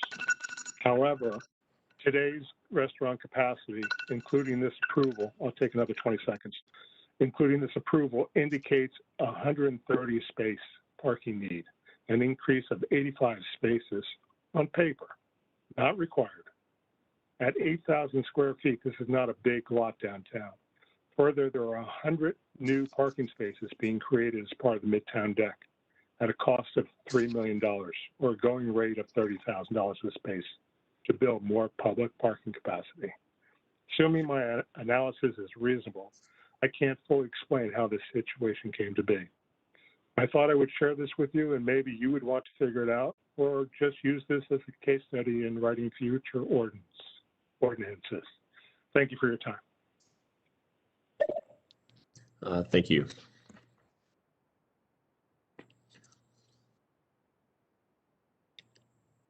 Mr. Stafford, is there anyone else who wishes to be heard in relation to this proposed ordinance? No, Mayor, there is no one else in the queue. Okay. Without objection, I will be closing the hearing. Mr. Mayor, I'm sorry. I do have some questions about this ordinance. Sure. Yeah. I think this is the public hearing, so I'm going to close that, and then you certainly can. Okay. I thought you closed. I'm sorry. Yep. So with that, I'll consider this hearing closed. And now with that, I'll open up to any council comments or questions or anything else. Mr. Cummings. Yeah, so reading this, I do have an issue with the average front yard setback that's in here. And I say that from a personal perspective of living next to a house on a corner. And if you go up Cedar Avenue, some of those houses are not nearly as far set back as a corner lot. And then also with the experience of what happened at Lewis Court. So, when we get to this average front yard setbacks and nearest principal structures on the same street, I think it opens us up to just a lot of the ability to just not really keep a area in a consistent look. And I'm very concerned about that. So, my thought is we should either table this and have the, planner come back with something. Because reading this again, I just really took a view of what it will do to my street if some of this were to change. And so I'm not comfortable with this ordinance as written. Mr. Mayor, I'd like to second Councilor Cummings' request to table it as well. I don't know what I don't know, and that concerns me. And a thoughtful resident, I think, flags some issues for all of us about possible unintended consequences around some of the language. So I think we need to revisit it at the EDC level. For those watching, that's the Economic Development Committee, to possibly tweak some of the language. Or I would recommend a sunset provision in this so that we would be forced to revisit it or reauthorize the changes again in 2 years, to have had the view back to learn to see if there were any unintended consequences over that period. So I would just second Councilor Cummings' suggestion that we table this.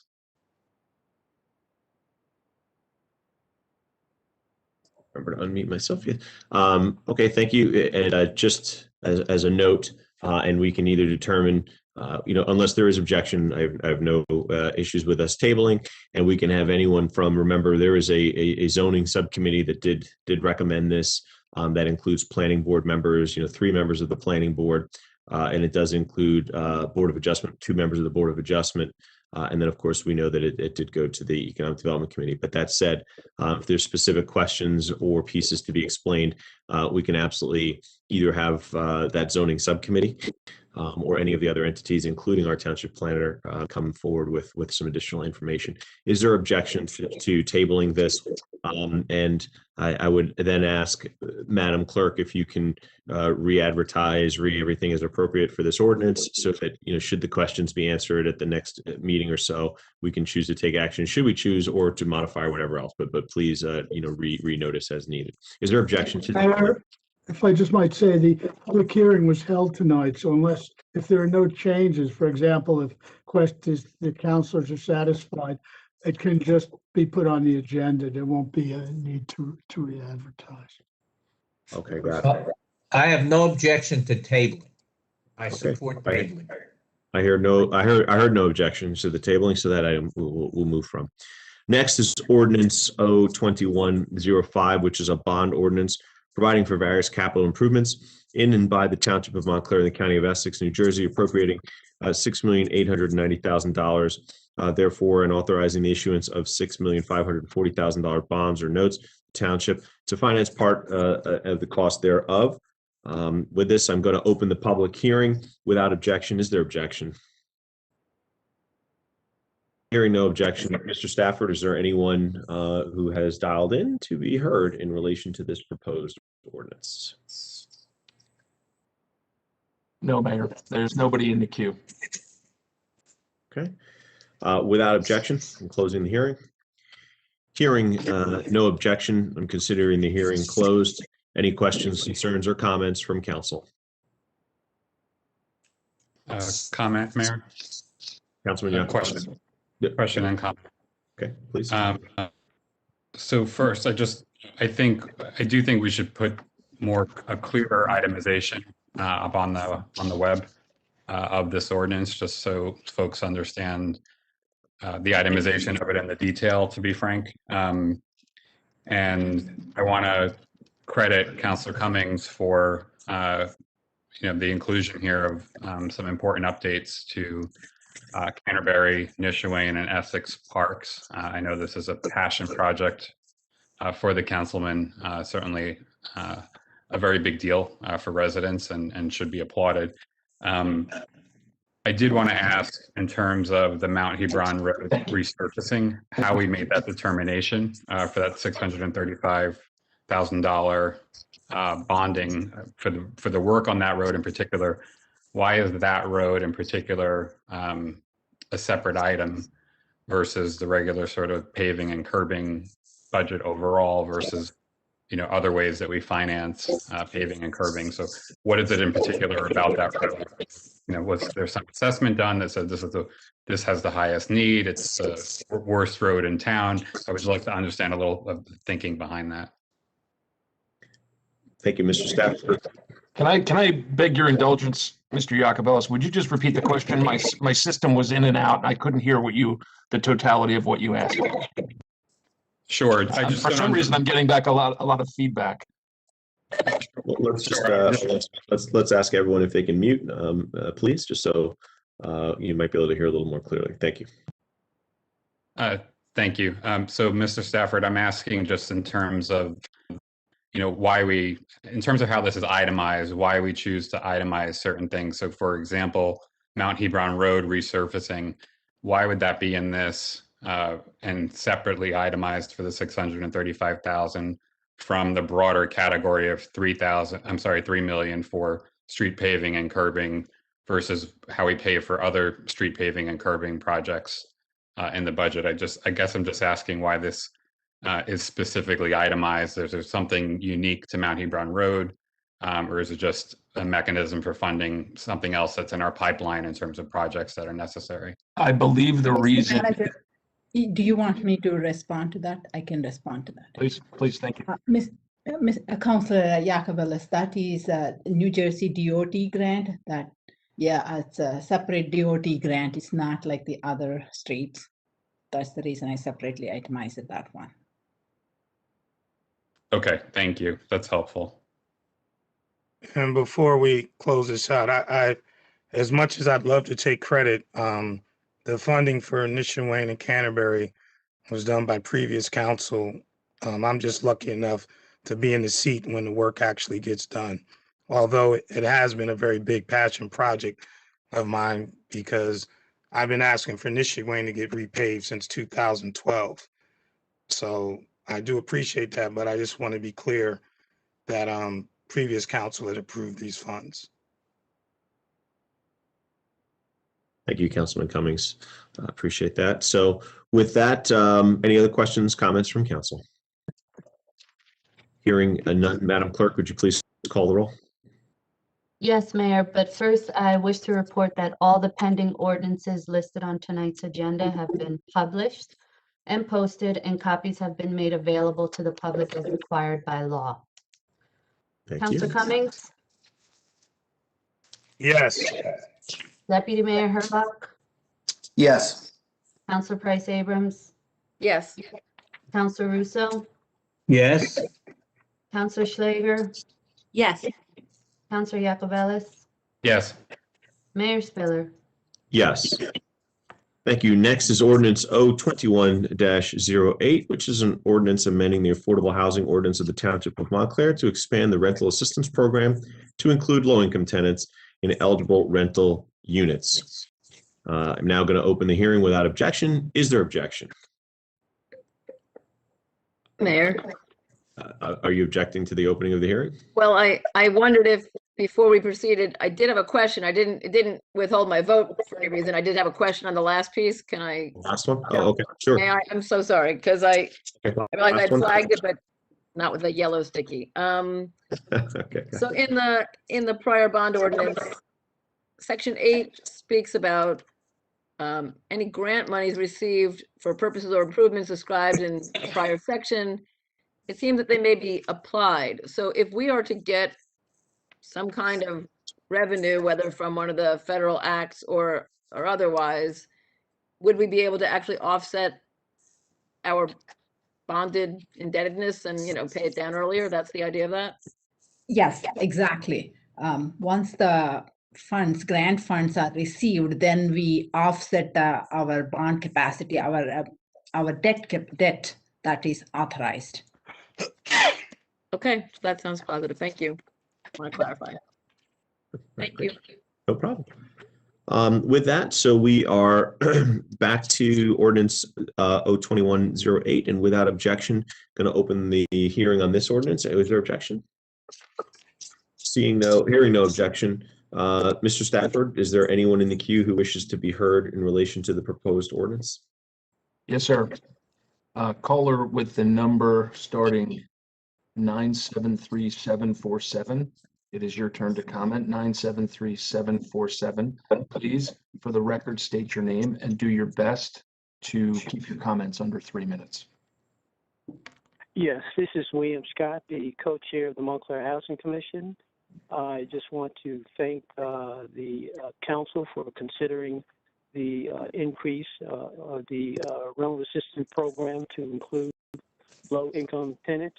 I believe a couple of months ago we had an increase or expansion for the very low rental assistance for eligible renters seeking the affordable units that are within the township's inventory. So, I just want to, again, thank you. And the Housing Commission is still busy. We continue to make sure that we can assist residents of Montclair to get into the affordable units whenever possible. This rental assistance program is vital, especially with the new units coming online for the 2 Willow Street development, which is going to have a number of affordable units in it. So, again, just thank you, and also thank Council and at-large Jacobelis for being the liaison to the Housing Commission. But also, I want to make sure that it's just not myself. It's also Deidre Malloy, who's the co-chair of the Montclair Housing Commission, and LaPel, who is a member of the Montclair Housing Commission, and also Harold Simons, who's a member of the Housing Commission. So we're a small group, but we continue to work very hard trying to move programs forward. Thank you. Thank you, Mr. Scott. Mayor, there are no more callers in the queue. Okay, hearing no more callers in the queue. Without objection, I'm closing the hearing. Is there objection? Hearing no objection, any council comments, questions, concerns? Comment, Mayor? Sure, please, Councilman. So I want to thank Mr. Scott for calling in, and just to highlight, like, this is, you, Mayor, Councilor Schlager, like, this is something great that the EDC committee and then as a council as a whole that we're getting done. And piggybacking off what we were able to do in terms of the expansion for support for very low income families several months ago. So just to mark the progress here, this is providing $20,000 in direct aid to 8 families that will move into 2 South Willow. So I just want to mark that. It seems small, but it's real money and real support for 8 families. And a lot of people worked very hard, as Mr. Scott mentioned, to get this done. And I want to commend the work of the Housing Commission for putting this forward, and look forward to continuing to work on revisiting the formulas for how we go up to and support moderate income families as well. So just wanted to note that. Thank you. Thank you, Councilman. I think you're spot on, and it's an example of our commitment that this council certainly has maintained in support for affordability here in Montclair. Certainly want to thank you and Councilman Schlager, for also serving on the EDC as we've discussed some of these issues, and to your point, worked with our community partners on our committees here to kind of come forward with something that even can go further, which is what this is an example of. So thank you to everybody involved in it, as you noted, and highlighting again our commitment to the affordability of Montclair. So thank you. Any other questions, concerns, comments? Hearing none, seeing none, Madam Clerk, would you please call the roll? I'm sorry, Mayor, I didn't hear a movement or a second. I moved. Is there a second on this? Second. Thank you. Councillor Cummings? Yes. Deputy Mayor Hurlock? Yes. Councillor Price Abrams? Yes. Councillor Russo? Yes. Councillor Schlager? Yes. Councillor Yacobelis? Yes. Mayor Spiller? Yes, thank you. Next is Ordinance O-21-10, which is an ordinance amending Chapter 341 of our water. And this one, I'm going to open the public hearing without objection. Is there objection? Hearing no objection, Mr. Stafford, please let us know if there's anyone in the queue who wishes to be heard in relation to this proposed ordinance. Mayor, there is no one in the queue. Without objection, I'm going to close the hearing. Is there objection? The hearing is closed, and I so move. Any questions, concerns, or comments from the council? Sorry, I do have a comment on this one. Sure, Councilman. And it's sort of a question as well. I just want to, and I said this a couple of weeks ago too, just sort of put it out there. There continues to be federal focus on water infrastructure. So I just want to make sure that we're paying close attention. The Senate just had a very high threshold, passed a $39 billion water and water infrastructure bill last week. Will clear the House and get signed by the president. And in addition, there's $100 billion earmarked in the discussion around the infrastructure bill at the federal government level. So I think, I just want to make sure that we're paying attention to that and we're understanding what we can potentially receive in Montclair and how that can potentially offset some of these costs. I want to reiterate, what I've said previously. I think the better course of action here would have been to wait 3 months and make this effective for October 1st versus July 1st in light of some of these developments on the federal level. And I still do think we should be looking at adding an additional fee to the connection fee, even though it's small and infrequent.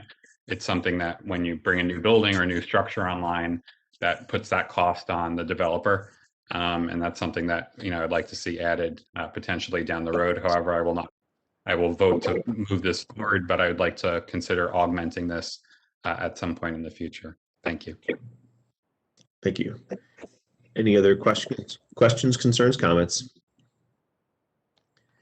Hearing none, it's been moved. Is there a second on it? Second. It's been moved and seconded. Madam Clerk, would you please? Councillor Cummings? Yes. Deputy Mayor Hurlock? Yes. Councillor Price Abrams? Yes. Councillor Russo? Yes. Councillor Schlager? Yes. Councillor Yacobelis? Yes. Mayor Spiller? Yes, thank you. Next is Ordinance O-21-11, which is an ordinance amending Chapter 234-4 Parks and Playgrounds Hours of Use. I'm going to open the public hearing without objection. Is there objection? Hearing no objection, Mr. Stafford, is there anyone who is called in, who dials in, who wishes to be heard in relation to the proposed ordinance? No, sir. There is no one in the queue. Okay, without objection, I'm closing the hearing. The hearing is closed. Any questions, concerns, or comments from the council on this one? Councilman Jacobellis. Sorry, I don't mean to be like a character in Legally Blonde tonight. I think we should table this one as well. I'd like for Councilor Schlager and I, and if anyone else would like to join, to be able to have a community dialogue with parents and kids and some of the residents that back up, to have a more thoughtful conversation around the hours and use, and try to achieve some sort of compromise. So I would recommend tabling this for 2 weeks. And I think there's support there, so I invite any of our colleagues to chime in as well. If I can say something, Mayor, at first I thought this was a good idea to do these new opening and closing times, but since then there have been some comments on both sides of the aisle on this subject. So I think that having an open conversation with neighbors, tennis players perhaps, and the members of the Skate Essex the group. I also, on the agenda of that meeting, besides opening and closing times, we have to get the definition of dusk. There seems to be an unclarity of what dusk means. Also, I've had people say they don't really support different times of parks opening and closing throughout our township. Although this park is sort of separate because it's a skate park, there's a noise level. I think what's really important that we must discuss the noise remediation efforts for the park as it stands at this time. What I'd like to discuss, nobody's brought up, that if the Renaissance Middle School should open, hopefully shortly, what will happen to that parking lot? That parking lot is used by the staff at Renaissance at Rand Middle School. And at this time, a lot of parkers there are skateboard users. So that has to be discussed as well. So I would support tabling this at this time. And within the next 2 weeks, I hope to have with Councilman Jacobellis that we will have a meeting with all interested parties as well as the council. Thank you. Great. Thank you both. Much like the previous ordinance we tabled, is there objection to tabling? Hearing no objection, we will so table. Madam Clerk, I will ask the same pieces that I did last time and with the same guidance that our attorney provided, I'm sure, but we will see how it needs to be modified. On this ordinance, the last ordinance was tabled kind of indefinitely. This one's tabled specifically to the next meeting. The clerk should just so note that it's tabled until the May 18th meeting. And the public hearing has been held. Again, if there are no changes, it can be voted on at the next meeting. If there are changes, then it would have to be re-advertised. So what are the current park hours going to be now for the skate park? That's a good question. Well, if we table it, they remain exactly what they are now, which is the current hours is the same as every other park. Isn't that correct? Well, it's not every park, but it's 6 a.m. to 10 p.m. And it would revert to that 6 a.m. to 10 p.m.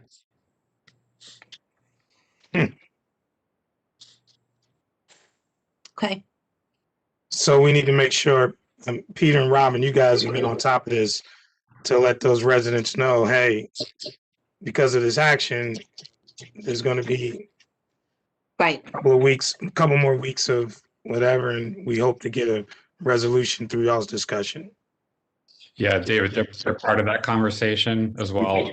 They do know, we both, Councilor Slager and I spoke with the Jennifers in the last 24 hours or so to let them know that we were going to recommend this course of action and then invite them to be at the table for that conversation as well.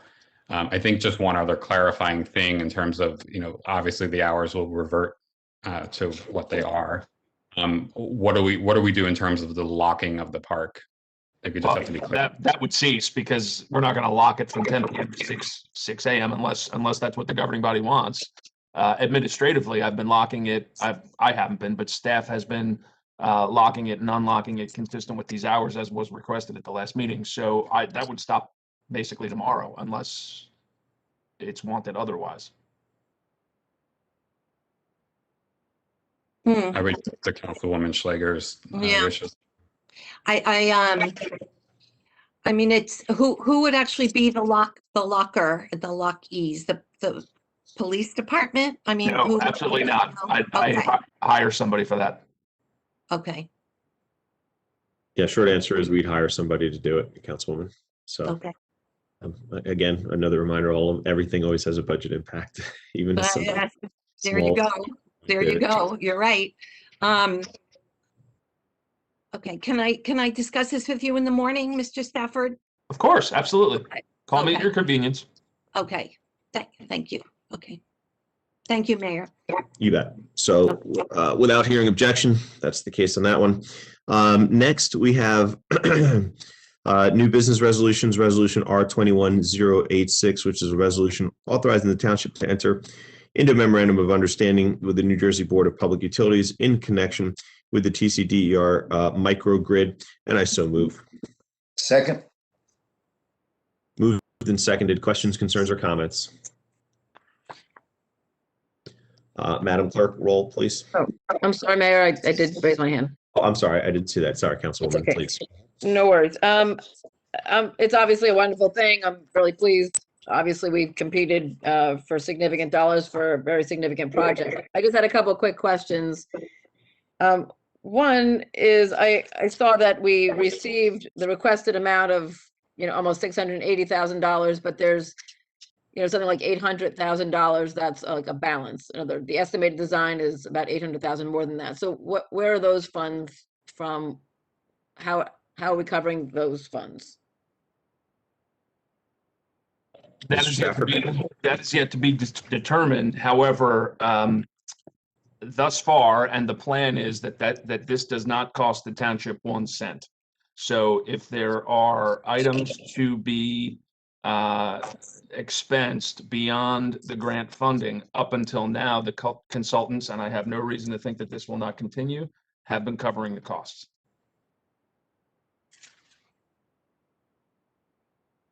The consultants are going to cover more than the amount we got from the state. To a degree that their fee would be more than the $679,000. If more design is required than our grant funding pays for, then we would not be doing it. We will do what we have grant funding for. Okay, thanks. I mean, I'm reading page 6 of the document where it's got a chart of everybody's applications. We were the highest score. There we are. It says estimated design cost is 1.5 million and change. Our request was only 679.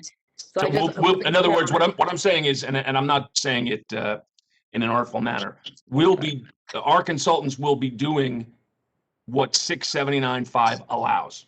In other words, they applied for 1.5 million, and because of the grant funding allowable or available by the BPU, we got $680,000, right? 679.5. So they will have to they'll take a haircut, but also they'll have to put a haircut on the design and do a design of $680,000.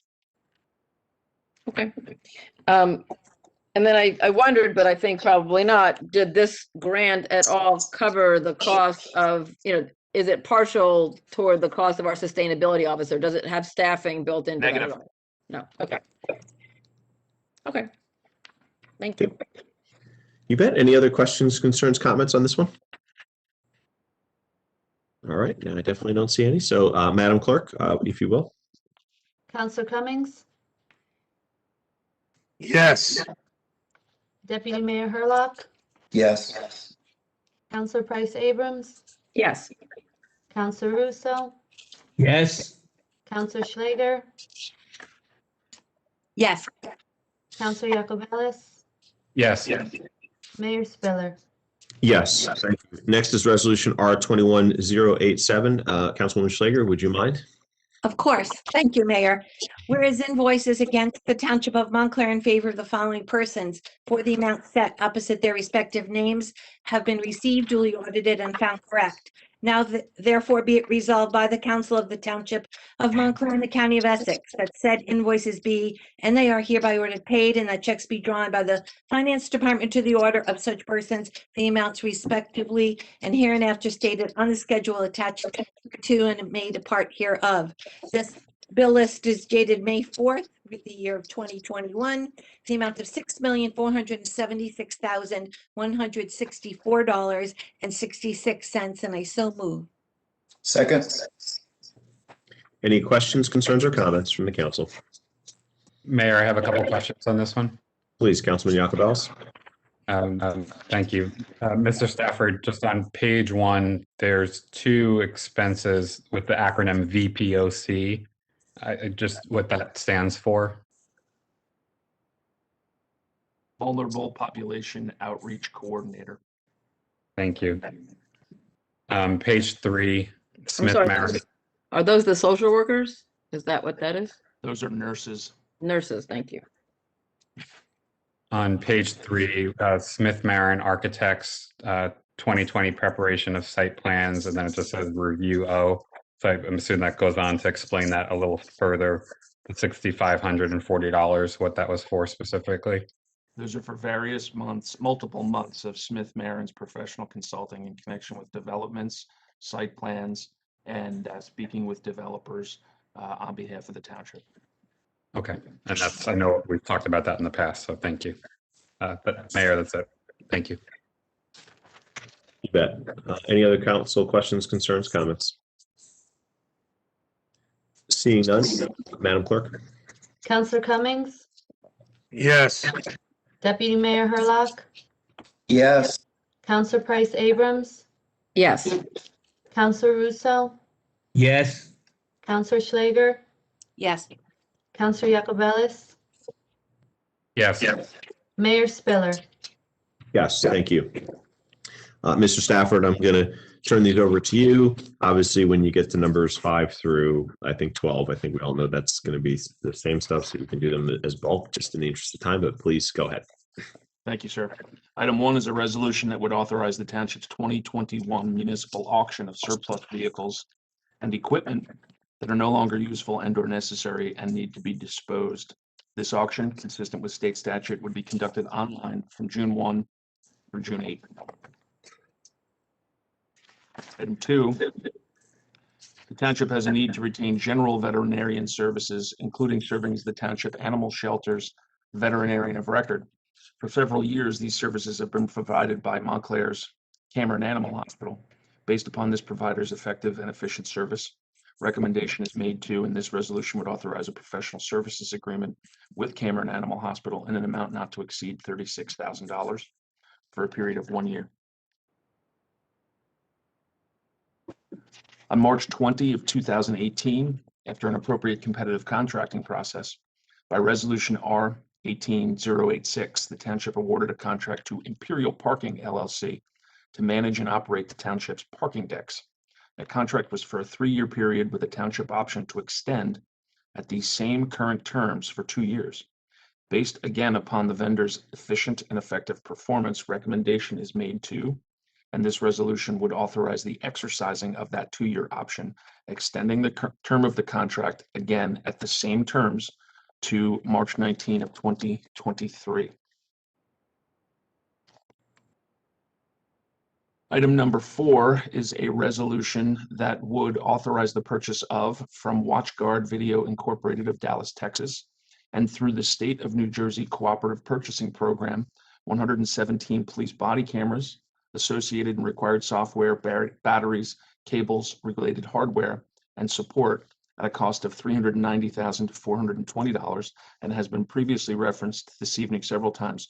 The initial purchase payment will be $107,268, and there will be 4 subsequent annual payments, assuming passage of the budgets on those years, of $70,788 required until the total amount is paid. Just a quick question, Mayor, for Tim again. Now, this is the initial expenditure, and we're hoping that the state comes across with money to cover all of it eventually. Am I right, or are we just wishing for that? I think I have to answer both of your questions. Yes, we are certainly hoping for grant funding from the state. We've heard on many levels that the state will come across with funding. However, we don't know how much, we don't know when, and we don't know for what. So really, essentially, right now, it's a mandate partially or hopefully funded. It's not funded. I would say, Mr. Russo, that it right now is an unfunded mandate, and if they come across with some money, then it might become a partially unfunded mandate. If they come across with $390,420, then it becomes a funded mandate. Okay, I'm teaching this to my class, you know. All right, thank you. You bet. Thank you. Mayor, to your point earlier, items 5 through 12 inclusive would be resolutions that would authorize the placement of municipal liens on certain and specific properties in town. More particularly, these liens are the result of the township's efforts to manage vacant properties. Each lien consists of the actual cost for a contractor to perform work at the specific property, a charge for our special counsel to prepare the lien, and an administrative service fee for the township's work in handling the matter.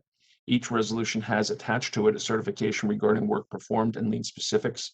All work relevant to these liens was performed by the same contractor, and the 8 liens work all included the removal of snow, slush, and/or ice from the properties on 2 dates.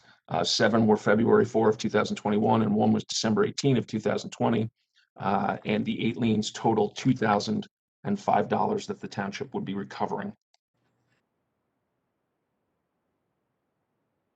Item 13, on June 23 of 2020, following an appropriate request for proposals process, the township let a contract with Neglia Engineering Associates to provide engineering consulting services for a 1-year period. While the initial not to exceed amount of $250,000 has been adequate for general engineering services, demands created by multiple major capital projects, including several NJDOT local aid projects and a significant NJDEP Green Acres project, have caused the not to exceed amount to be approached. Now, it's important to note that sufficient funds were allotted in the various capital lines of all of these major capital projects for the engineering expenses. So therefore, additional funding is not requested. What is being requested is the authorization to amend the not to exceed amount by $150,000 to $400,000, and this resolution would accomplish same. I have a question about that. Should I wait to the end or now? No, ma'am. Do the next, Councilwoman. Oh, okay. I was a little shocked and surprised at this. So I understand, I spoke to Mr. Stafford the other day about this, and I understand how not to exceed contracts go, but this is way beyond not to exceed. $150,000 is quite a large amount of money, and also taken in consideration that we also employ Suburban Engineering, Gannett Fleming Engineering, Smith Marin does some architecture and engineering. This is a lot of money for engineering. I was really taken back by this increase of 150. Does a not to exceed ever go below? Do they ever one year say we spent $233,000? In some instances, certainly, but for this Neglia engineering contract, and Smith Marin does architecture only, no engineering. Your point is valid though about Suburban Engineering and Gannett Fleming. They generally provide services to our utilities, but certainly we're paying for those without question. What's resulted in this not to exceed limit increase, or the increase request from the not to exceed limit, is the result of the major capital projects. So for instance, we have a Green Acres project at Essex Park, at Nishawin Park, and that is estimated to total $2 million. The amount of work in designing those grant applications and designing the projects has been magnificent. There's also the Valley Road and Church Street, New Jersey Department of Transportation, curbing, milling, and paving. It's over a $500,000 contract, and it involved, for the engineers, integrating the streetscape and the circle and concept drawings and working with traffic and curb and realignment, construction documents, award recommendations, project management, etc. The Trinity Place and Myrtle Place, which is in the process of being actually paved right now, is a $250,000 contract award. And for that, the firm prepared the grant application. It did the complete design work. It did the construction documents, et cetera, et cetera. So these, I'm just 3 in as out of 8 just this year that they've been working on. And again, these are major projects totaling over $3 million. So the reality is, it is a lot of money, but this town does an enormous amount of public works work that requires engineering. So part of the engineering firm's duties is to submit grants for us? Yes, ma'am. I never knew that. I didn't know that they did that on our behalf. I mean, because the mayor and I and the council are going to be working with a new grant writing company. I didn't realize the engineering group did grants as well. So the Green Acres project that I talked about for Essex Park, for Nishawin Park, the DOT projects I mentioned on Valley Road and Church Street, Trinity Place, Myrtle Place, Mount Hebron Road that Ms. Rao talked about earlier for curbing and paving, the Rand Park and Canterbury Park playground resurfacing, that was done by Neglia Engineering with the County of Essex, and as well as others. Okay, so going forward, so the 250, since Neglia has gone way over their $250,000 estimate, so perhaps our next contract with them should, $250 is. Well, to be frank though, to be candid, Neglia Engineering doesn't give us a $250,000 estimate. That's a number that we as staff put as a reasonable estimate based in December of 2020 of what we think is going to be a reasonable limit based upon what we know at that time. Neglia doesn't come up with that number, we do. And the reason we do that is to be fiscally prudent. It's much, in my opinion, and I think Ms. Rao, I know Ms. Rao would agree, it's more work, but it's fiscally prudent for us to set a reasonable and hopefully effective not to exceed limit, and then come back to the governing body seeking an increase if work demands require, rather than go high and not use it.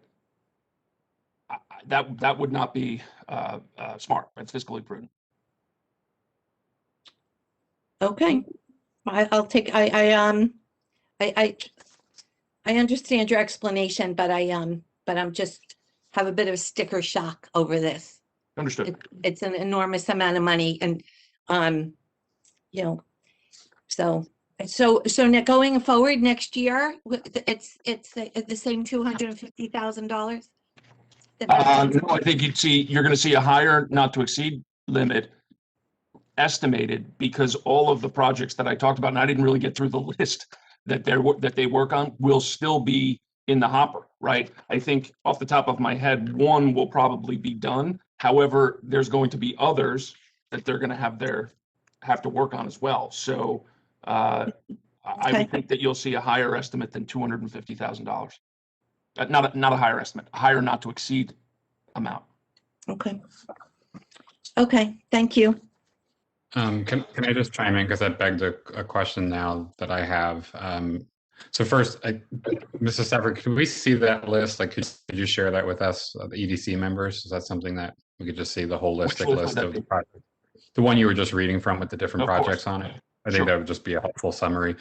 And then knowing you and the others, as I do, I am certain that you do this evaluation pretty regularly, but for the public's benefit, could you just maybe talk for a moment about the value in continuing to outsource the work versus bringing the work in-house and hiring staff and having staff do the work as a township? Like, at what point does that, the ROI for that sort of cross the threshold as these Sure. numbers increase? Well, to your point, the contracting with a full-service engineering firm provides, without question, benefits to the township in that it's available to assist with the many basic engineering issues posed, no matter what the engineering issue is, whether it's hydraulic, any type of engineering issue that arises, that firm can handle, as opposed to an individual engineer who might have general knowledge, however, is usually a specialist in 1, 2, or 3 fields, and then we have to go out on the outside for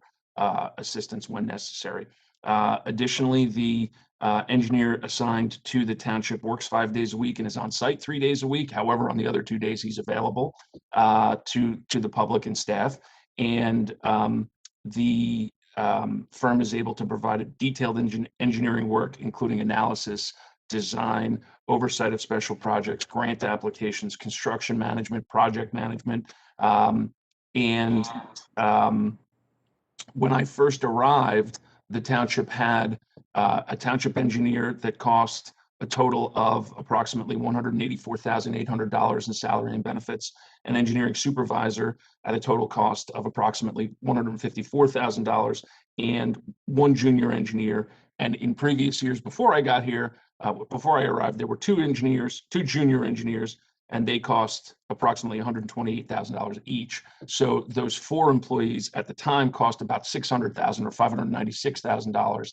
And even this year, with the requested $150,000, given the significant amount of capital projects, the broad spectrum private firm is costing the township $400,000. Super clear. I think the public thank you for that, because I think the public would benefit from understanding that, the rationale. And let me just add, because it slipped my mind given the lateness of the hour, and I apologize. When the township had 4 employees years ago, and then 2 employees or 3 employees and then 2 employees, in-house engineering, the township was called upon consistently to retain professional engineering services to assist with these projects. So it wasn't just the $600,000 in salary and benefits, it was also professional services costs that were required as necessary. Thank you. Any other questions, concerns, comments?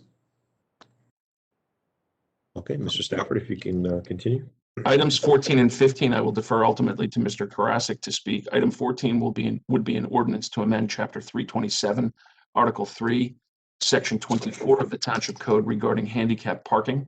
The ordinance would establish and add 2 new handicap parking spaces as noted, and would remove and delete 2 handicap parking spaces as noted. And although I'm sure Mr. Karasik will speak, I'll give you a talking point about number 15.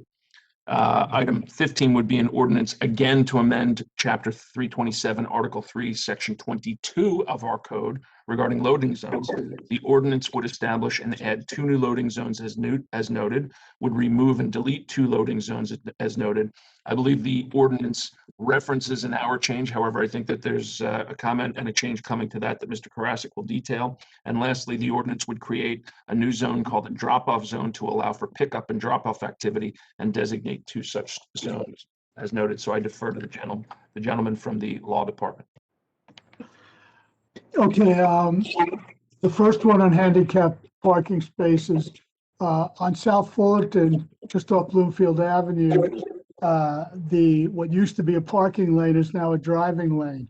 There was a handicap space in that and a loading zone in that lane. So now they no longer exist because it's now a driving lane. So this deletes the handicap space that was there and moves and creates one on the next corner, just when you cross Crescent. So it's one handicap space replacing the other. It also deletes the loading zone that was on South Fullerton and creates a loading zone on Church Street in the area basically across from the diner. It really would be the first parking space after the hydrant, which comes from when you go around the curve on Church Street coming off of Bloomfield Avenue. So there'll be a loading zone there, which is really, the police, this came from police, but also from the, some of the businesses there have been, if there's been big loading problems, they've been using the other side of Church Street, et cetera. So that's why those are created by this ordinance. Sorry, the handicap one just does the handicap space. But I just brought the loading zones in because it's in the same spot. The other handicap space that's brought in, the handicap number 14, is there's a handicap space on Bloomfield Avenue, right near where what's going to be the bump out for Seymour Street. And that's being taken away. And what's going to be there in that same area is one of these drop-off zones. So people can be dropped off for the Seymour Street Plaza. Handicap space is going to be moved up to near where Cuban Pizza is, where the walkway comes from the South Fullerton parking lot and passes through basically next to the paint store. So there'll be a handicap space there. That's what this ordinance does with respect to the handicap spaces. Number 15, with respect to the loading zones, there is a loading zone now near Cuban Pete's on Bloomfield Avenue, and that's being taken away, replaced by 3 meter spaces in the handicap space I just mentioned. And that loading zone will be replaced just west of Seymour Street, the bump out. Seymour Street's gonna have a bump out by the plaza. Right after the bump out is the drop-off zone I just mentioned. Then after that will be a loading zone. That loading zone is in part for the Wellmont, for vehicles that are going to be dropping off bands and whatnot, as far as I understand it from the police. So that's what these ordinances do. And they're going to be a bunch more as the traffic patterns start to change in that area. Then we've also, again, created 2 drop-off zones. First created something called a drop-off zone. We don't have one. And the first one of those is on Church Street. After the loading zone I just described, there'll be a drop-off zone pretty much exactly in front of where the entrance to the movie theater was. Right now, it used to be a senior bus stop there. And then right now, if you notice, there are signs there that were actually put up by the businesses rather than put up by us, which create a handicap drop-off zone. We're replacing that with a real drop-off zone is the proposal. So there'll be a drop-off zone there, and the other drop-off zone again is down by where Seymour Street Plaza is going to meet Bloomfield Avenue. And that's the impact of these 2 ordinances. And the last thing was we were contemplating paragraph 4 of ordinance number 15 contemplates changing the hours for loading zones. We've had some discussion of that and taking that out right now till further discussion. So the loading zones will remain the same times. Yeah, yes, Councilor President. Councilman. I'm sorry. Right, see, I think you just pointed to the question I was gonna ask. So like the loading zones, I was looking at agenda item 14, right, the first of the 2 things you just discussed. And in your explanatory memo, Yeah, item 6, which is sort of in both, talks about the hours. So it's in the ordinance relating to the item 15, I guess, but not in the ordinance of this one perhaps. But anyway, my question was, it just sounds like there's a little bit of discretion and it might change and the manager will, exercise. that's why we killed it. So you are, because it concerned me about notice and whatever. So you're saying that's coming out? That's I'm what you were saying that's saying? coming out, correct. And, Okay, thank you. Great, thank you. Any other, Councilman Yacobalis? Yeah, I have a couple questions. So what would the impact be on the valet currently at Fresco? Because it seems like that loading zone, I know there's, they have valet parking. As of now, loading zones are at 6 o'clock, they stop being used. If they want to, I guess, we don't have regulation of valet parking right now, although you're going to be seeing a valet parking ordinance, which was introduced in the council almost 2 years ago and is now going to be at least brought to committees soon. So we hopefully will regulate valet parking. But at the moment, once the loading zone goes in, I mean, the police have the discretion, I believe, to terminate or to leave the loading zone, the valet parking in place. If it's after 6 o'clock, it shouldn't be a problem. This ordinance isn't creating a problem. Okay. And then South Fullerton travel lanes, that change that was in the last year or so. Just want to flag that. A lot of the businesses there are complaining that the trucks have nowhere to unload their goods, particularly Cecilia Mia and the pet store across the street have complained about that. So just if we can look holistically at the area, and maybe some of these changes are creating those loading and unloading zones that we should then direct those businesses to direct their suppliers to use, would be helpful. So maybe we can cover that in our small business committee meeting, the next one that we have with Mr. Gleason. Signage for the drop-off zones. I'm just wondering if there's any thought to that, if there's standards. And the reason I'm asking is because I love when I travel to other places and I see just relevant current gig economy signage that says Uber, Lyft, pickup, drop off, food delivery services, like the signage that acknowledges it and sort of flags it for, customers and for drivers. Like if that's something that we can affect in this, or if that's just at the policy level that the parking team would handle. Well, we established the ordinance, these zones are established by ordinance so that they can be enforced. But in terms of signage, that's an administrative matter. And certainly, I imagine Mr. Stafford happy to have input about it. And I'm not in that loop unless there's a legal issue. So certainly, if there are suggestions to be made, they would be welcome. And compared to the manual on uniform traffic control devices for appropriateness. That's great. And then final question, I just want to understand, just why this wasn't before the EDC. This is something that, parking and traffic and all that stuff is underneath the Economic Development Committee in terms of categories. Frankly, traffic and circulation and parking is something I'm just particularly interested in. It's one of the reasons I raised my hand to be on EDC was because of it. So just. Well, I appreciate, I guess these particular, spaces are, I guess there was thought that I don't want to say no brainers because that's not fair because you are making a decision, but we had to eliminate this. I guess the spots on Bloomfield Avenue came out of the site plan approval for the Seymour Street. There was a circulation plan and apparently they located a drop-off zone and loading zone on Bloomfield Avenue. The ones on South Fullerton, it turned into a driving lane, and so therefore we have to get rid of them.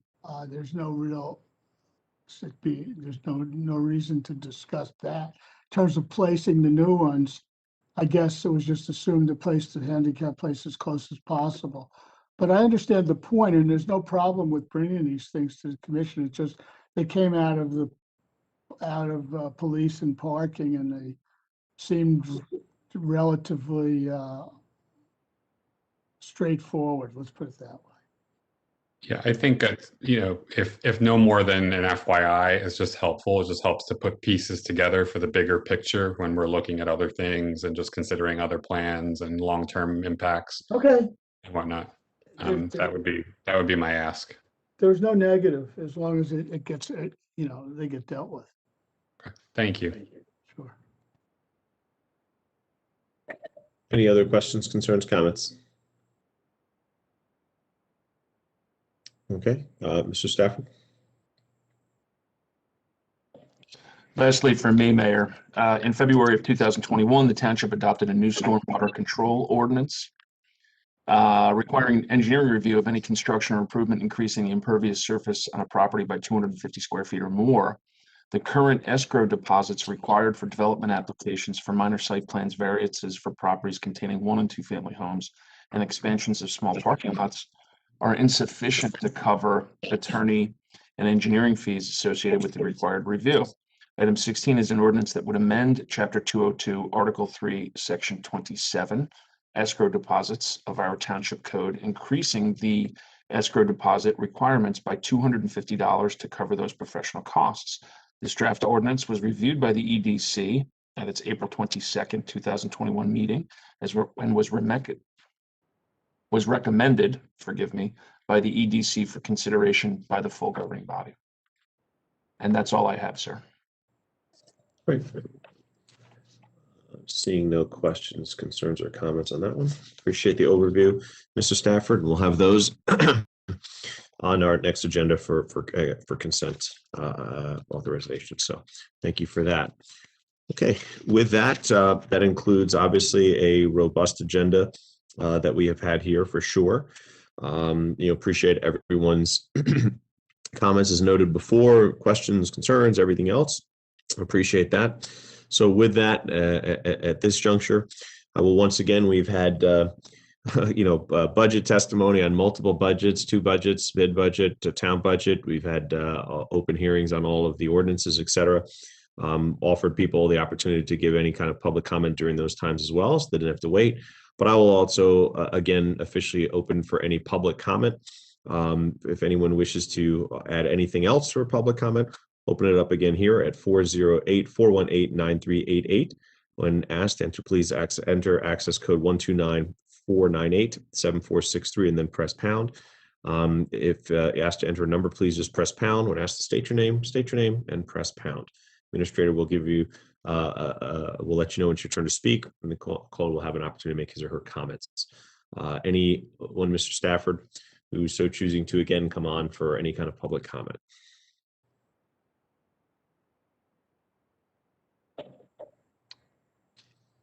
I see no one, Mayor.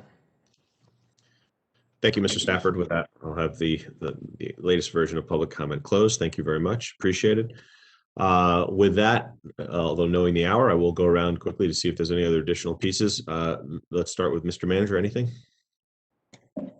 Being mindful of the hour, Mayor, I have nothing else to add tonight, but I thank you for the opportunity. Thank you. Deputy Manager? No comment, Mayor. Township Attorney? No comment, Mayor. Township Clerk? Yes, thank you, Mayor. I have one thing.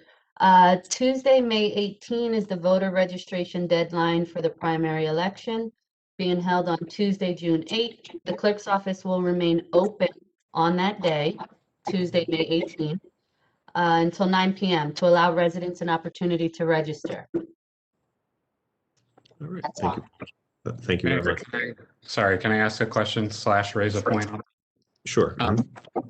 Could we consider, this came up on a call that some of us were on last night, so for the clerk, can we consider working with the communications department to push out via text message and email this information, but also to clarify something really important, which is that if you voted by mail because of the pandemic last year, you're not automatically set up to vote by mail. So there's, I think, really important clarification that the Essex County Clerk has put out that I'm sure you're aware of, Madam Clerk, but I think to the extent we can leverage our communication apparatus as a township to push that out through text and email and post on our website. You may have already done that or been planning to do that, but I think that clarity specifically around, making sure folks know you're not automatically registered to vote by mail anymore. You actually have to now go through the application process if you'd like to vote by mail in the future. So people aren't expecting that they'll get a ballot for that. And if I may just add the deadline, of course, for that application, which I know is separately, of course.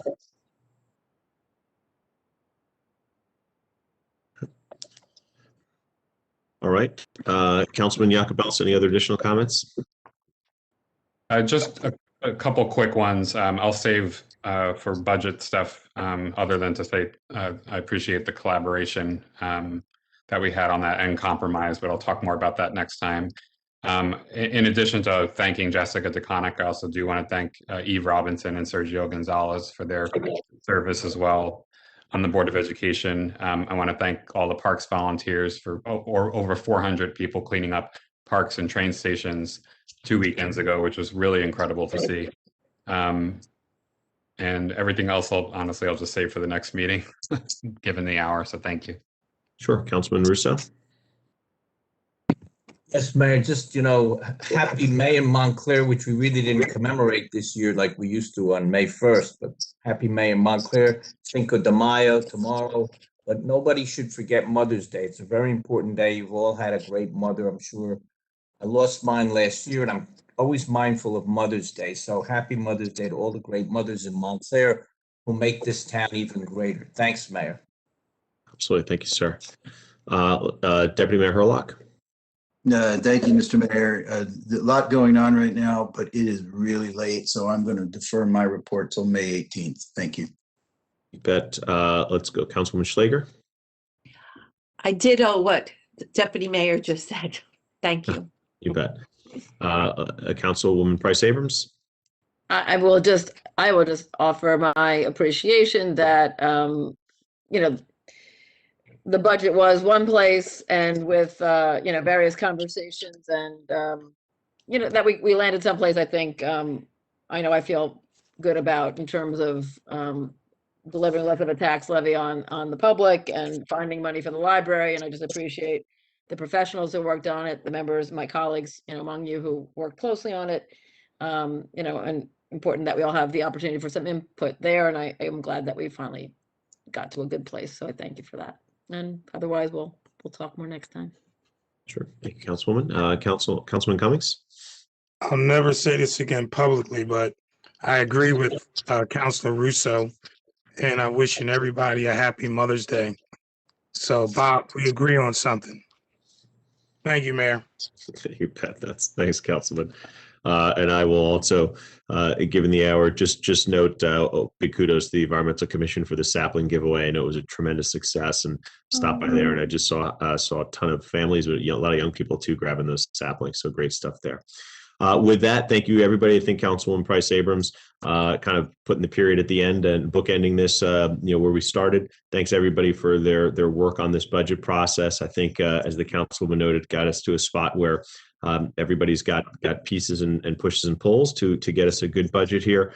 Certainly appreciate the comments from the public and other pieces. And we'll see, of course, more at that next hearing at the next meeting. Thank you very much, everybody. I'll entertain a motion to adjourn. So moved. It's been moved by everybody. Second by everybody, I assume. All in favor? Aye. Aye.